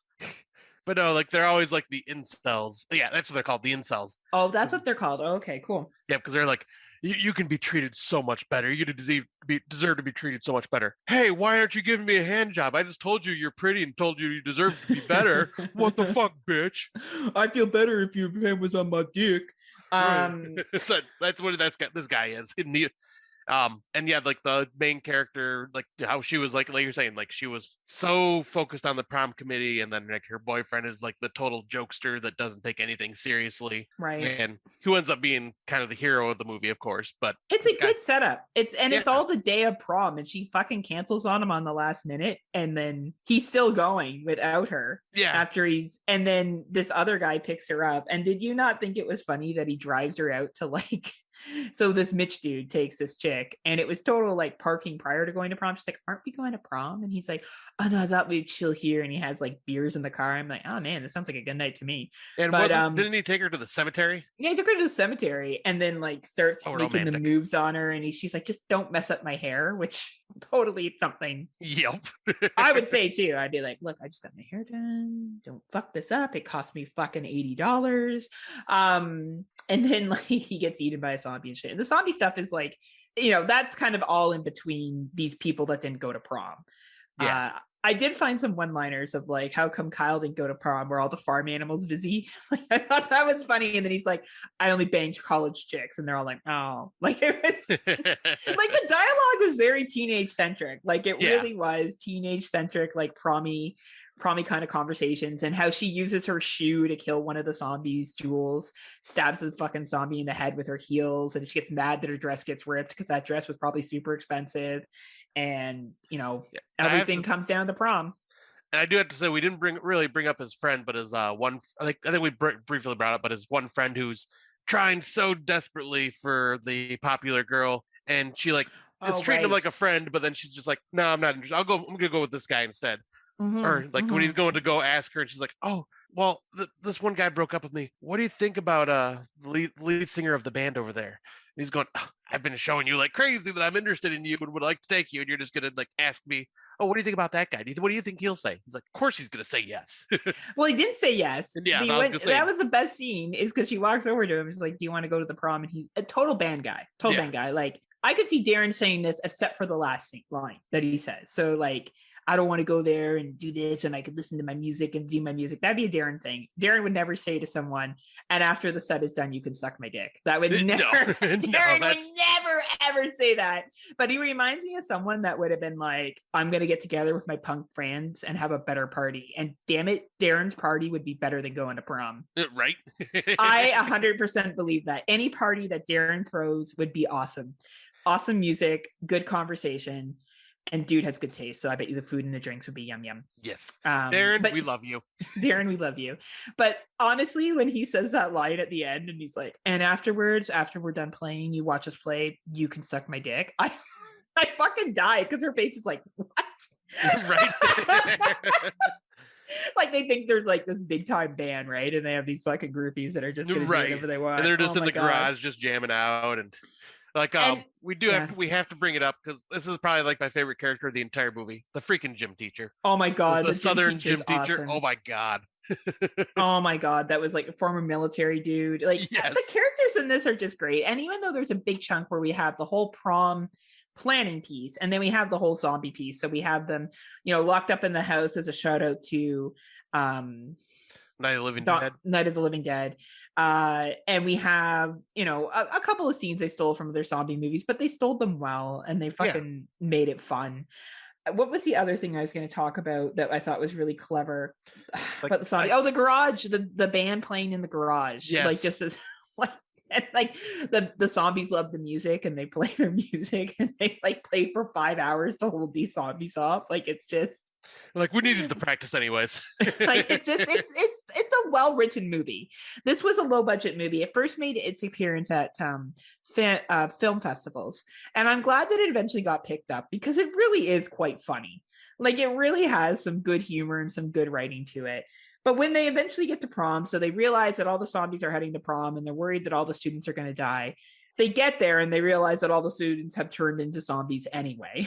Yep, like they were already too late, and they were already too late. But then they are like, okay, we got to blow up the school or whatever, and they do this whole elaborate plan. And the gym teacher's working with them to help get it done. And they drop basically the bomb, the thing that sets off the bomb, and like a thing of potato chips, and him and his girlfriend. So the two main characters, I guess you could say, because I didn't actually think they were going to be the two main characters at first. I thought the other couple were going to be the main characters, but they were kind of secondary. Yeah, they were. Right. They sneak in, and he tries one of the cookies, and he's like, you know what, babe, you did a really good job on these cookies. The prom looked like very much a high school prom. Like, yeah, everybody was zombies and shit, but it looked very much what you would expect from. And all the zombies look nice, all dressed up. They did, and they looked like teenagers. I will give this about this film too, even though it's not our teenage angst one. These guys looked like teenagers. Yes, they all looked like they would be that age, except for Kyle, who was supposed to look older, who did look older. Like, they were like, oh, he failed a whole bunch of times. And I was gonna say he's the high school dropout that keeps coming back. That deal, right? Like, he did look like he was older, and I thought them fighting in their prom stuff was cute. I thought the couple that ended up hooking up at the end, the popular girl that turns into a zombie, and the guy stays with her, and they end up like turning into making out. Turn into zombies, eating each other while they're making out. Like, it was just a really fucking fun night, and how they get out of prom and peace off in the school bus at the end of it, and the ones that survive, and the band plays that real slow song, and it focuses in on the main couple dancing. Yeah, it's one of those movies that it's a great, first of all, as a zombie film, it's a different type of zombie film. Yeah. It really is, and I give them credit for that. And as a movie that captures prom, I think it does a really good job of capturing the buildup and then a little bit of the prom happening at that time. Yep, because like there is a little bit of where Hello Mary Lou was pretty much like the entire movie is about the prom. This one is about the prom, but then there is that little break in between where they're just like getting chased by the zombies, and they're not anywhere near the prom and not focused on the prom. Yeah, but that's absolutely that's like the only thing non-promish besides them in their prom outfits. Yeah, you're right. Absolutely. So overall, would you say a pretty decent prom film? Yeah, I'd say like it definitely covers prom really well. There's only, I think, one on this episode that really doesn't, but we'll get to that. Well, that's just not a good film in general. So why don't we get to the next one before we get to that gem that we're going to talk about here on Friday Night Nurse? All right. So the next one is probably my favorite of the four, and that is Cabin Fever 2 Spring Fever, released August 21st in 2009. As students prepare for their high school prom, they have no idea a flesh-eating virus is spreading via a popular brand of water. Holy freaking shit, this movie is bananas. Man, this one is better, and I'm going to say it's better than the original Cabin Fever. I agree with you. For one, you like the characters way more. Yes, like especially Noah Segan, the main guy. I freaking love him, like in every movie he's in. And like in this, once again, this is another movie that everybody looks like they're in high school, like except for maybe the main girl's ex-boyfriend. He looks a little older. He looks a little older, yeah, but I would agree with you. Everyone looks like they're high school students. And I thought it did a really good job of connecting to the original Cabin Fever and bringing it into a school. I had honestly avoided this movie because I heard it was shit. This is a shitty movie. Yeah. No, this movie is great. I don't think it's shitty at all. I think it's better than the fucking first one. I really do. I think it's a better movie. Like, it's like how we were saying in our messages back and forth about this movie, like the first one's really silly, like it goes completely off the rails partway through. This one is silly, but also it takes itself a little more seriously, I think, and is a little more grounded in reality than the fucking first movie. I found the characters more affable. Yes. In the first one, I was like, oh, that's too bad. Oh, that's gross. Yeah, like I think the only one you cared for in the first one was Ryder Strong. Yeah, I was like, oh, that's shitty. But in this one, I was fucking rooting for a bunch of them. I didn't want them to get sick. Yeah, like even like the ancillary characters that get offed early in the movie, like you felt bad for them. Like the girl, like the young lady that makes out in the pool. Yes, like like what happens to her, I felt so bad for her. Like she was a nice character. You actually felt for her. Yeah. And that was the thing about this movie. You actually cared about these kids, and you were like, I was rooting for the main characters. I was like, I was sad. There were parts of this where I was sad. I was like, oh man, fuck, that sucks. Like, and where Dance of the Dead was just fluffy and funny, and some characters die and shit, and you're like, oh, that's too bad. But you're not like upset about it. But I was like, fuck, man. Like, and I think some of the dialogue here was just so real. So when he gets into the fight, so it's what is it? Noah. When he gets into the fight with that guy's ex-girlfriend, or that girl, the girl that he likes, ex-boyfriend, because he hears that he's gonna ask her to prom. Yes. Like that was a pretty real scene. And when him and his buddy are sitting at the back, so his buddy's name is Alex, are sitting at the back kind of like shooting the shit while they're dissecting the frog, that was real raw teenage talk. Oh, it really was. Like it really was quite fucking funny. It was clever. I felt like I was watching two teenage boys shoot the shit.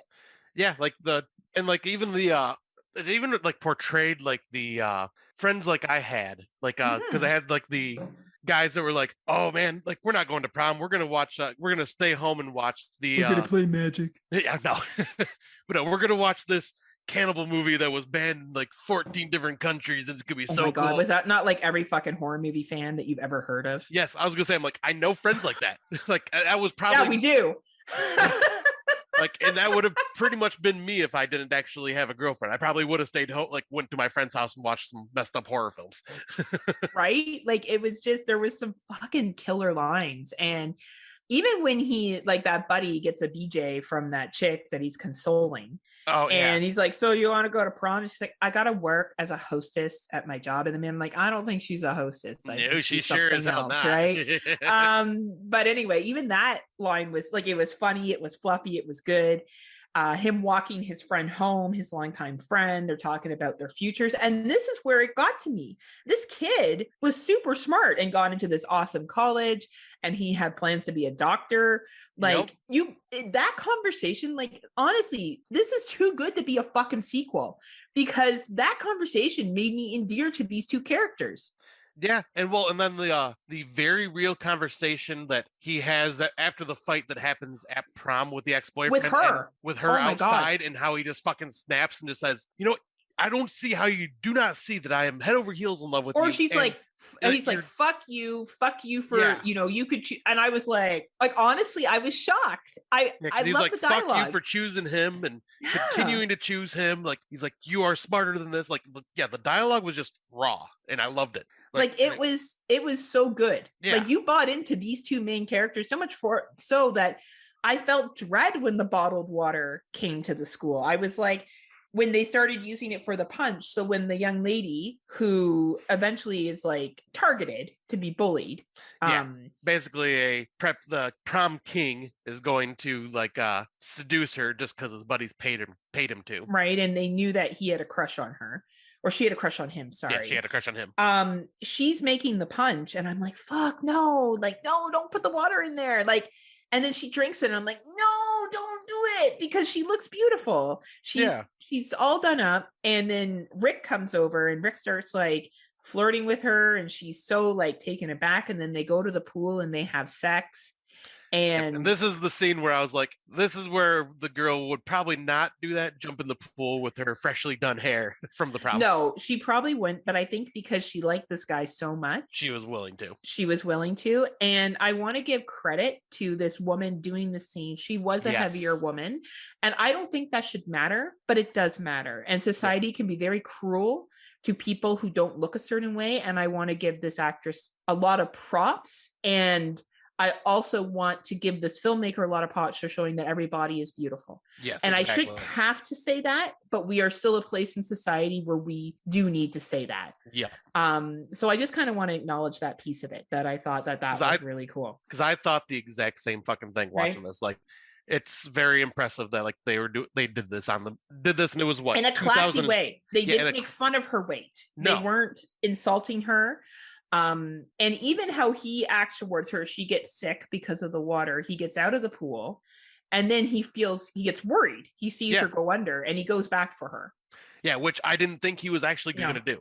Like, I thought he was just going to be a dick and be like, oh, fuck you and leave you. Like, no, he actually comes back and grabs the freaking net to like try to pull her out. Unfortunately, you know, what happens to him and falling and cracking his skull. Like, it's tragic for both of them. But like, yeah, like you said, this movie does a great job with the teenage characters and the teenage angst once again, like in this movie. Oh yeah, the teenage angst is great here, and the prom buildup is great. Like the whole like the last minute prom thing, and like even when Cassidy goes to the prom last minute, she looks like it was last minute because her hair really isn't done. It looks like the same. Yeah, she would have been able to get a hair appointment. You know, she kind of threw on a dress and she's like, all right, here I am. You know, here we are at prom. Haha, the punch is there, and the teachers are all fucking weird and shit. That's fine. But like it really did a good job of capturing what prom would look like. And then when they go and have that fight and there's the army shows up and that dialogue is great and they go back into the school and then the massacre starts happening, or when she's in the bathroom and she hears that girl crying. Oh man, that scene was hard to watch. Yeah, I like this movie went from all jokes and one-liners and funny shit to that scene, and I was like, and we're giving spoilers in this section, so I don't know if she had a miscarriage or if it was also the virus or if it was both.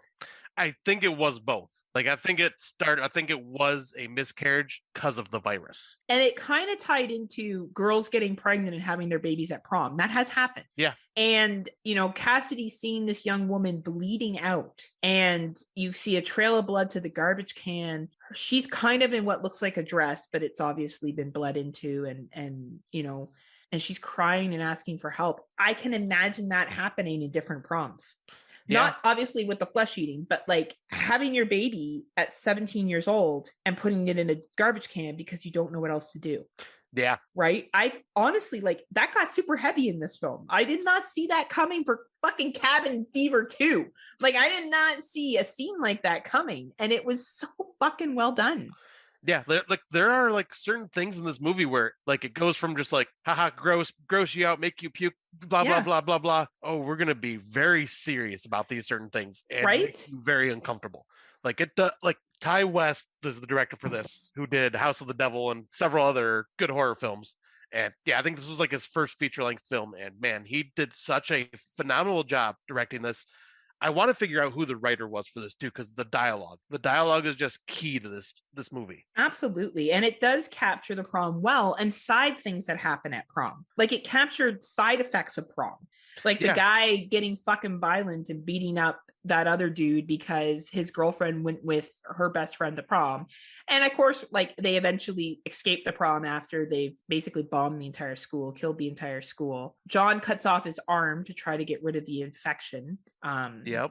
Well, we didn't even talk about his poor friend who got the BJ. Like what happens to him? Like that scene was just heavy and sad too. Like, cause and like, he knows that it's a skin disease and he's trying to get his buddy to not touch him so he doesn't get it. And oh man, that scene was just heavy as shit too, because they were like best friends and just like super well done. Yeah, like because I've seen this a long time ago, and back then I was like, this movie's just gross and funny. Ha ha ha. Rewatching it now, I'm like, damn, I forgot about some of these very heavy scenes in this film. You know, this made me think, so sorry, Scott, but when we do lists, right? We do list episodes for Patreon. Yeah.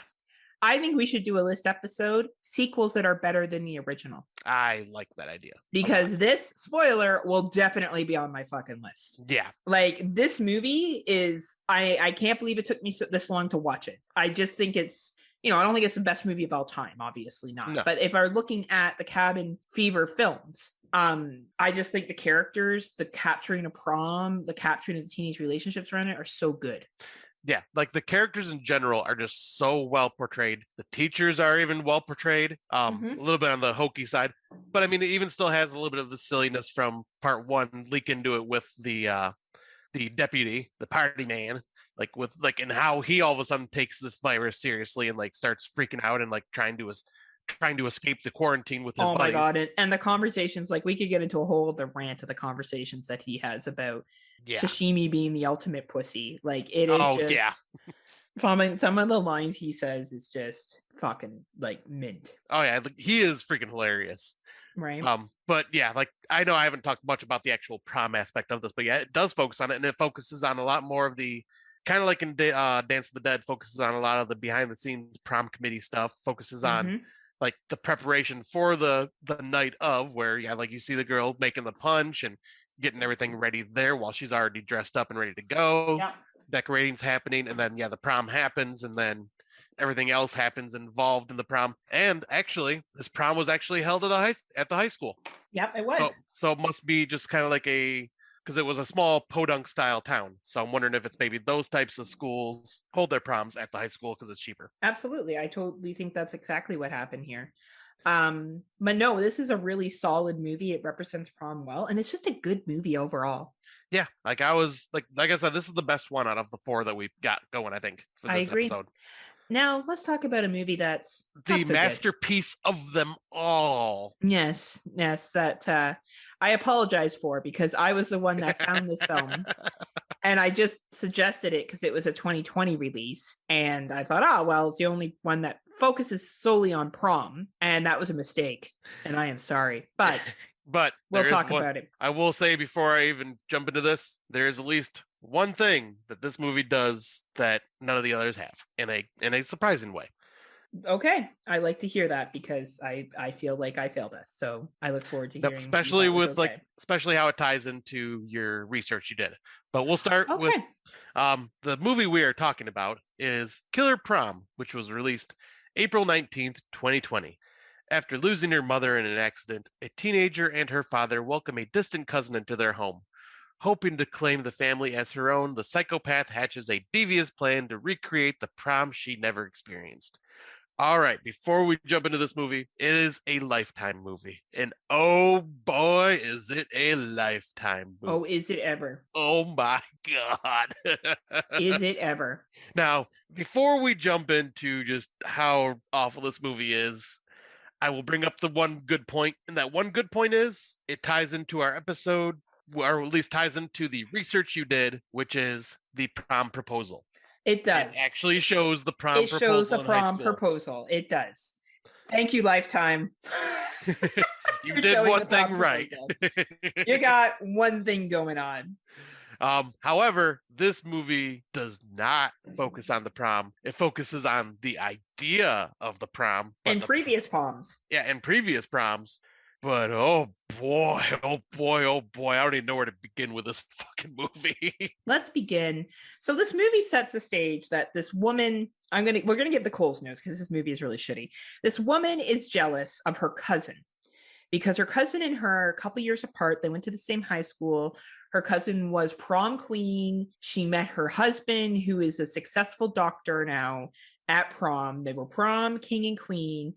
And she feels as though that she is always kind of been in her cousin's shadow. Yes. So she decides that she wants her cousin's life. So she gets her cousin to go on a boat with her randomly and pushes her off the boat and kills her. So 7 months. Oh, did you know the mother died? That's the mother died.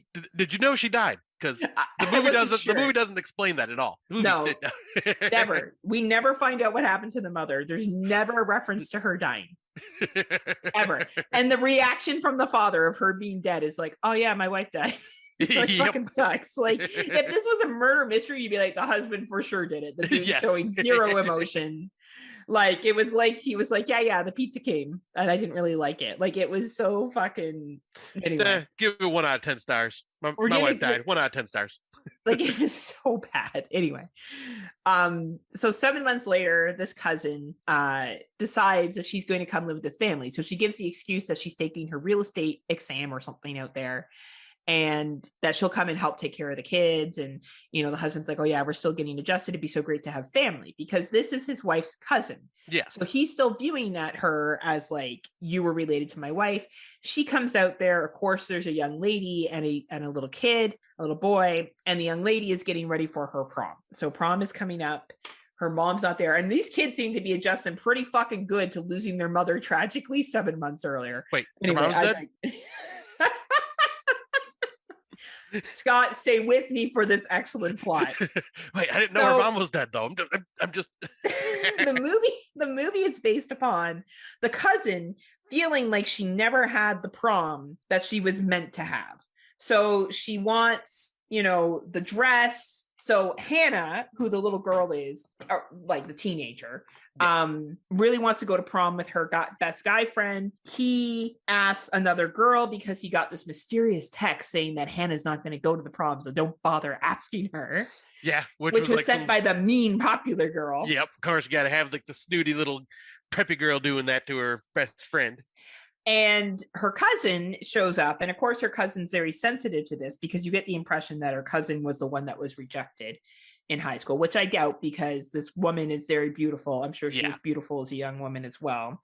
And the only line I thought was funny was that she walks over to the girl that's antagonizing Hannah and says, you need to be nicer to my cousin. And she's like, or what? You're going to tell my parents? She's like, no, I'm going to take your body and dump it somewhere where no one will find you. Yes. And I honestly thought that line was actually pretty funny. Like that has allowed this movie to get at least a 1 star for that line, because I thought it was like, she was like, no, you little fucking bitch, what I'm going to do. And I thought that was clever. I don't know if you thought that was clever, but I thought. Well, the line itself was, the delivery of it. Oh, the delivery was painful. The delivery of everything this woman said was painful. Very painful. The main Hannah is played by the girl that was the lead in Slack. I'm glad Slack didn't take this movie as the best of what this young actress could do. Yeah. Because I think she definitely has more acting chops. And I usually brag about movies being Canadian. This one's Canadian. And I haven't brought it up till now. Lifetime movies are filmed in Canada, and this was filmed in Ottawa, Ontario, unfortunately. Canadian pride right there. Canadian pride. So basically, long story short, the cousin lives through Hannah's prom experience. So eventually Hannah gets this boyfriend. Her friend becomes her boyfriend. They're going to go to prom together. She takes Hannah dress shopping. She buys the exact same dress that Hannah wants. And she's setting up to have this prom night at home with Hannah's dad. So Hannah's going to leave to go to the prom. And the cousin is going to recreate this magical prom night with Hannah's father. Yes, because she is obsessed with her cousin's father. Like, her so obsessed cousin's husband, that she buys prom magazines and creates a checklist of like the perfect hair, the perfect dress, the perfect date. Let us not forget the psychotic jealousy that runs rampant through her whenever another girl. Oh yeah, the horror piece of it. That's right. Scott, why don't you talk about the horror piece of this? Let us not forget that, this woman is like so obsessed with the ex-cousin's husband, the cousin that died, just in case you didn't know. The mother died. The mother died. Yeah, just so you know. The movie doesn't tell you. Just gotta tell you this. But but yeah, she like just pushes the woman down the stairs because it was the guy's secretary who was like gorgeous, by the way. Gorgeous. Everyone was supermodels in this movie. Oh, and smoking hot people everywhere. In the house they lived in. Oh my god, the mansion. Oh my god. Good lord. But yeah, just like the way she just like acts like a freaking psychopath, like whenever this woman was around, and then oh my god, like psycho jealous to the extreme.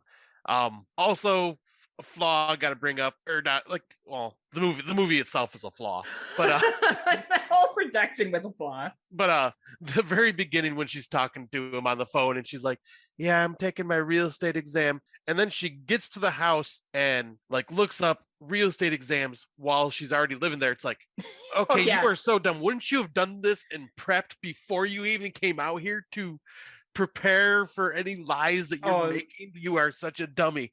Dude. And then like he calls at one point and he's like, what are you doing? So they have this housekeeper who is this older woman who acts like a mother to these kids. So she's the one that gets them to do the homework. And of course, the fun cousin's like, you don't need to do your homework. It's fine.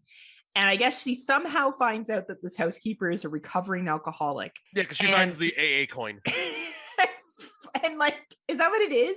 Yeah. And then she like spikes her drink with a sleeping pill, so she sounds like she's drunk. And no, she wasn't even sleep. It was like a fucking Drano or something, because it was like something like cleaning liquid that was up on the shelf. Oh, that's what it was. And then like she, like the dad calls at one point, and she's like, "Oh, what are you doing?" She's like, "Oh, just looking up my real estate license," and it flashes to the screen, and it was like, how to like signs of intoxication, and she's trying to like match the chemicals that she can use to make the woman look like she's intoxicated.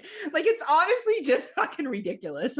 Oh, it's so stupid. And and then the woman gets in trouble for drunk driving. Okay, so when you do the breathalyzer test, you're gonna show up drunk because you drank cleaning solutions. I don't think that. God, this movie. I know. Like, honestly, this movie was just. It was just ridiculous. Like, it was, yeah. There were parts where I was like, I'm so sorry, Scott. Because I had selected this, and this was my fault. I was excited to watch this though, just because I was like, oh, this sounds so cheesy and dumb. I'm all about this. And then it started, and I'm going, oh fuck. Like, I was like, and Scott watched this with a friend, and I really hope I didn't ruin the friendship. Because nope, she just thinks she have bad taste in movies. No. Yes, I would think the same thing. Tell her that she's going to be the mom and I'm going to be the cousin, and I'm going to talk to myself the entire time. And the worst part is this cousin narrates everything she's doing. Oh, and everything's a fucking narration. Like, as she's typing it in, I'm going to look up real estate exams. As she's typing and looking up real estate exams, like, thank you, movie. We didn't realize what she was doing. It was horrible.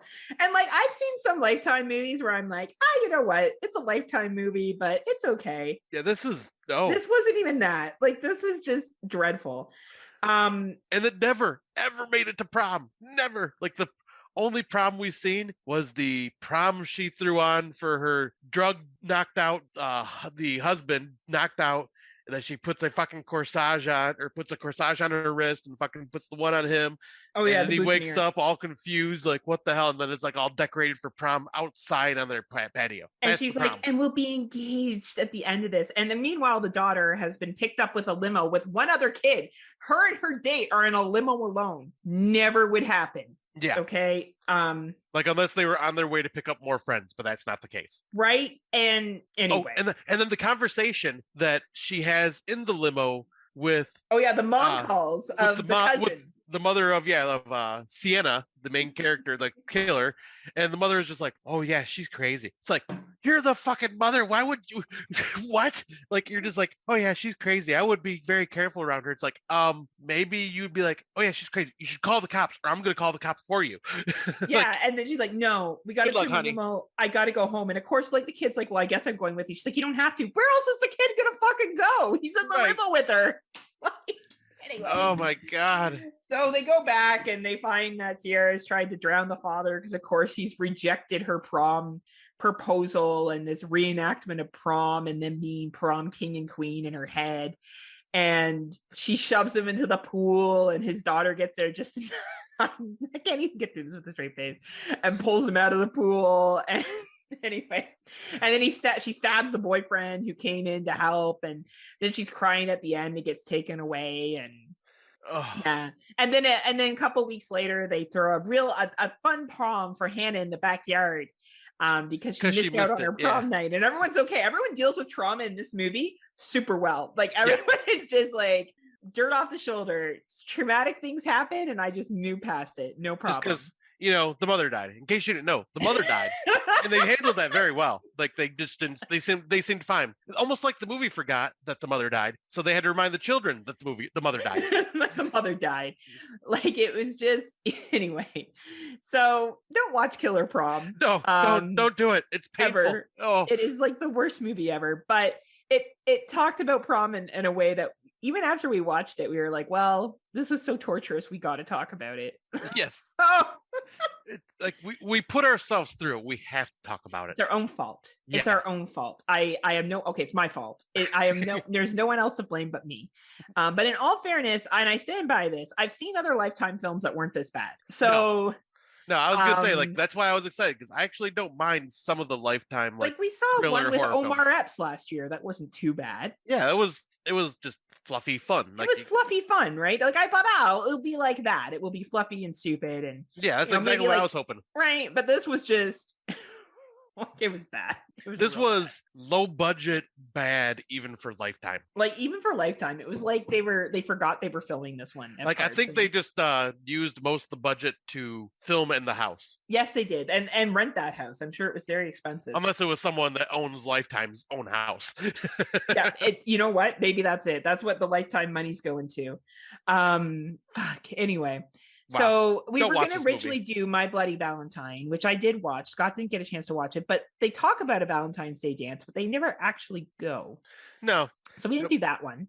And we were going to do The Prowler, but Scott had reduced time, and I saw Killer Prom, and I'm like, well, it has prom in the name. You know, I assumed there was going to be like the cousin was going to show up at prom and cause all this drama. Right. Like, no, that's not what happened. But because we're short on time now, we had to go with this amazing 2020 film. So out of our dark segment is going to be a spoiler review, not a super long review of Martyrs. We're going to be looking at doing different things with Out of the Dark.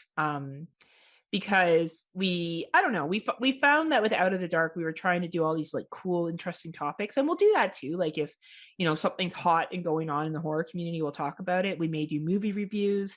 We may do talking about a preview that we saw of a trailer that's coming out.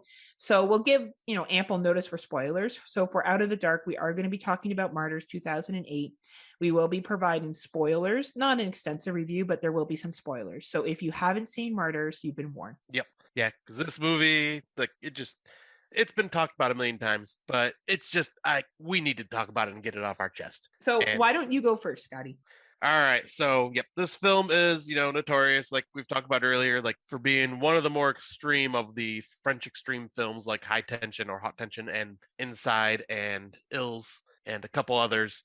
But this is the one that I had been holding off on because I've been waiting for the unrated version. I never got a chance to see that, so we watched it for this. And fuck, this movie is very, very heavy. And it's relentless from beginning to end. Like this movie just pretty much punches you in the face and doesn't stop for the hour and 48-minute runtime.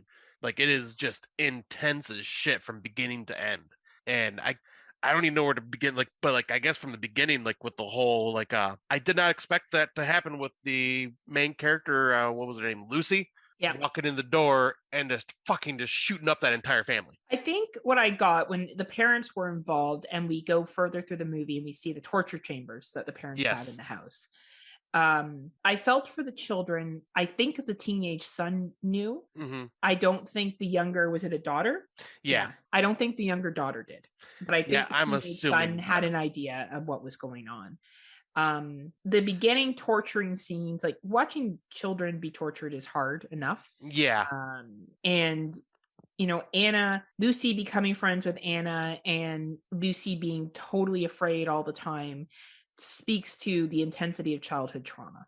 Yes. Her breaking into that house and killing the family, you feel bad for at first, but as the movie moves along, and I'll give the movie a very good high five for this, I got why she did what she did. Yeah. Yeah, because I will say though, I am shocked that the daughter wouldn't know what's going on with the little one. Yeah, because maybe you're right. Because of the torture. I'll say just because they have literally this torture dungeon in their freaking basement where they have several women locked up. I guess I just assume that it's soundproof. I mean, yeah, it could be. And being a young child, she may not put it together yet. That being said, I could be completely wrong. There's no proof of either way, right? And that's not a big focus of it. I think, to me, the gruesome kill and then the mother or Marie almost surviving, but then dying because Gabrielle bashes her fucking head in. Right? And then you see the creature and it's a psychological manifestation of guilt for leaving the other child behind who was also tortured with her. So that's the child that was left behind. Like, this movie really speaks to abuse. Like, it really does. Like, it's basically like, this is how fucked up abuse is, and you're going to watch an hour and 48 minutes of it. Nonstop. And that's fine. Like, that's fine. But I think that, we talked about, I was in a work meeting the other day and we talked about having trigger warnings. And I know people always laugh at triggering, but for people that have been abused as a child, that's a fucking real thing. Okay. Like, it's not funny. Child abuse isn't funny. And I definitely think this movie should probably come with a trigger warning, because there is some intense violence in this that may be hard for some people to stomach. Yeah, like, even for this being rated R, I am shocked what they've shown, because like the violence in this is very just graphic and intense, and I can't even imagine what they cut out to add back in for the unrated version. Because well, when they find the imprisoned woman named Sarah, like, is that the one with the plating? That has the plate on her face, and then she's removing the plate, and oh my god, I honestly, and I don't care how this makes me sound, I had to look at that movie and go, you know what, like Last House on the Left, they're like, repeat to yourself, it's only a movie. It's only a movie. Yes. I had to do that. I'm like, these are actors. This is a costume. No one is actually being hurt. This is actors.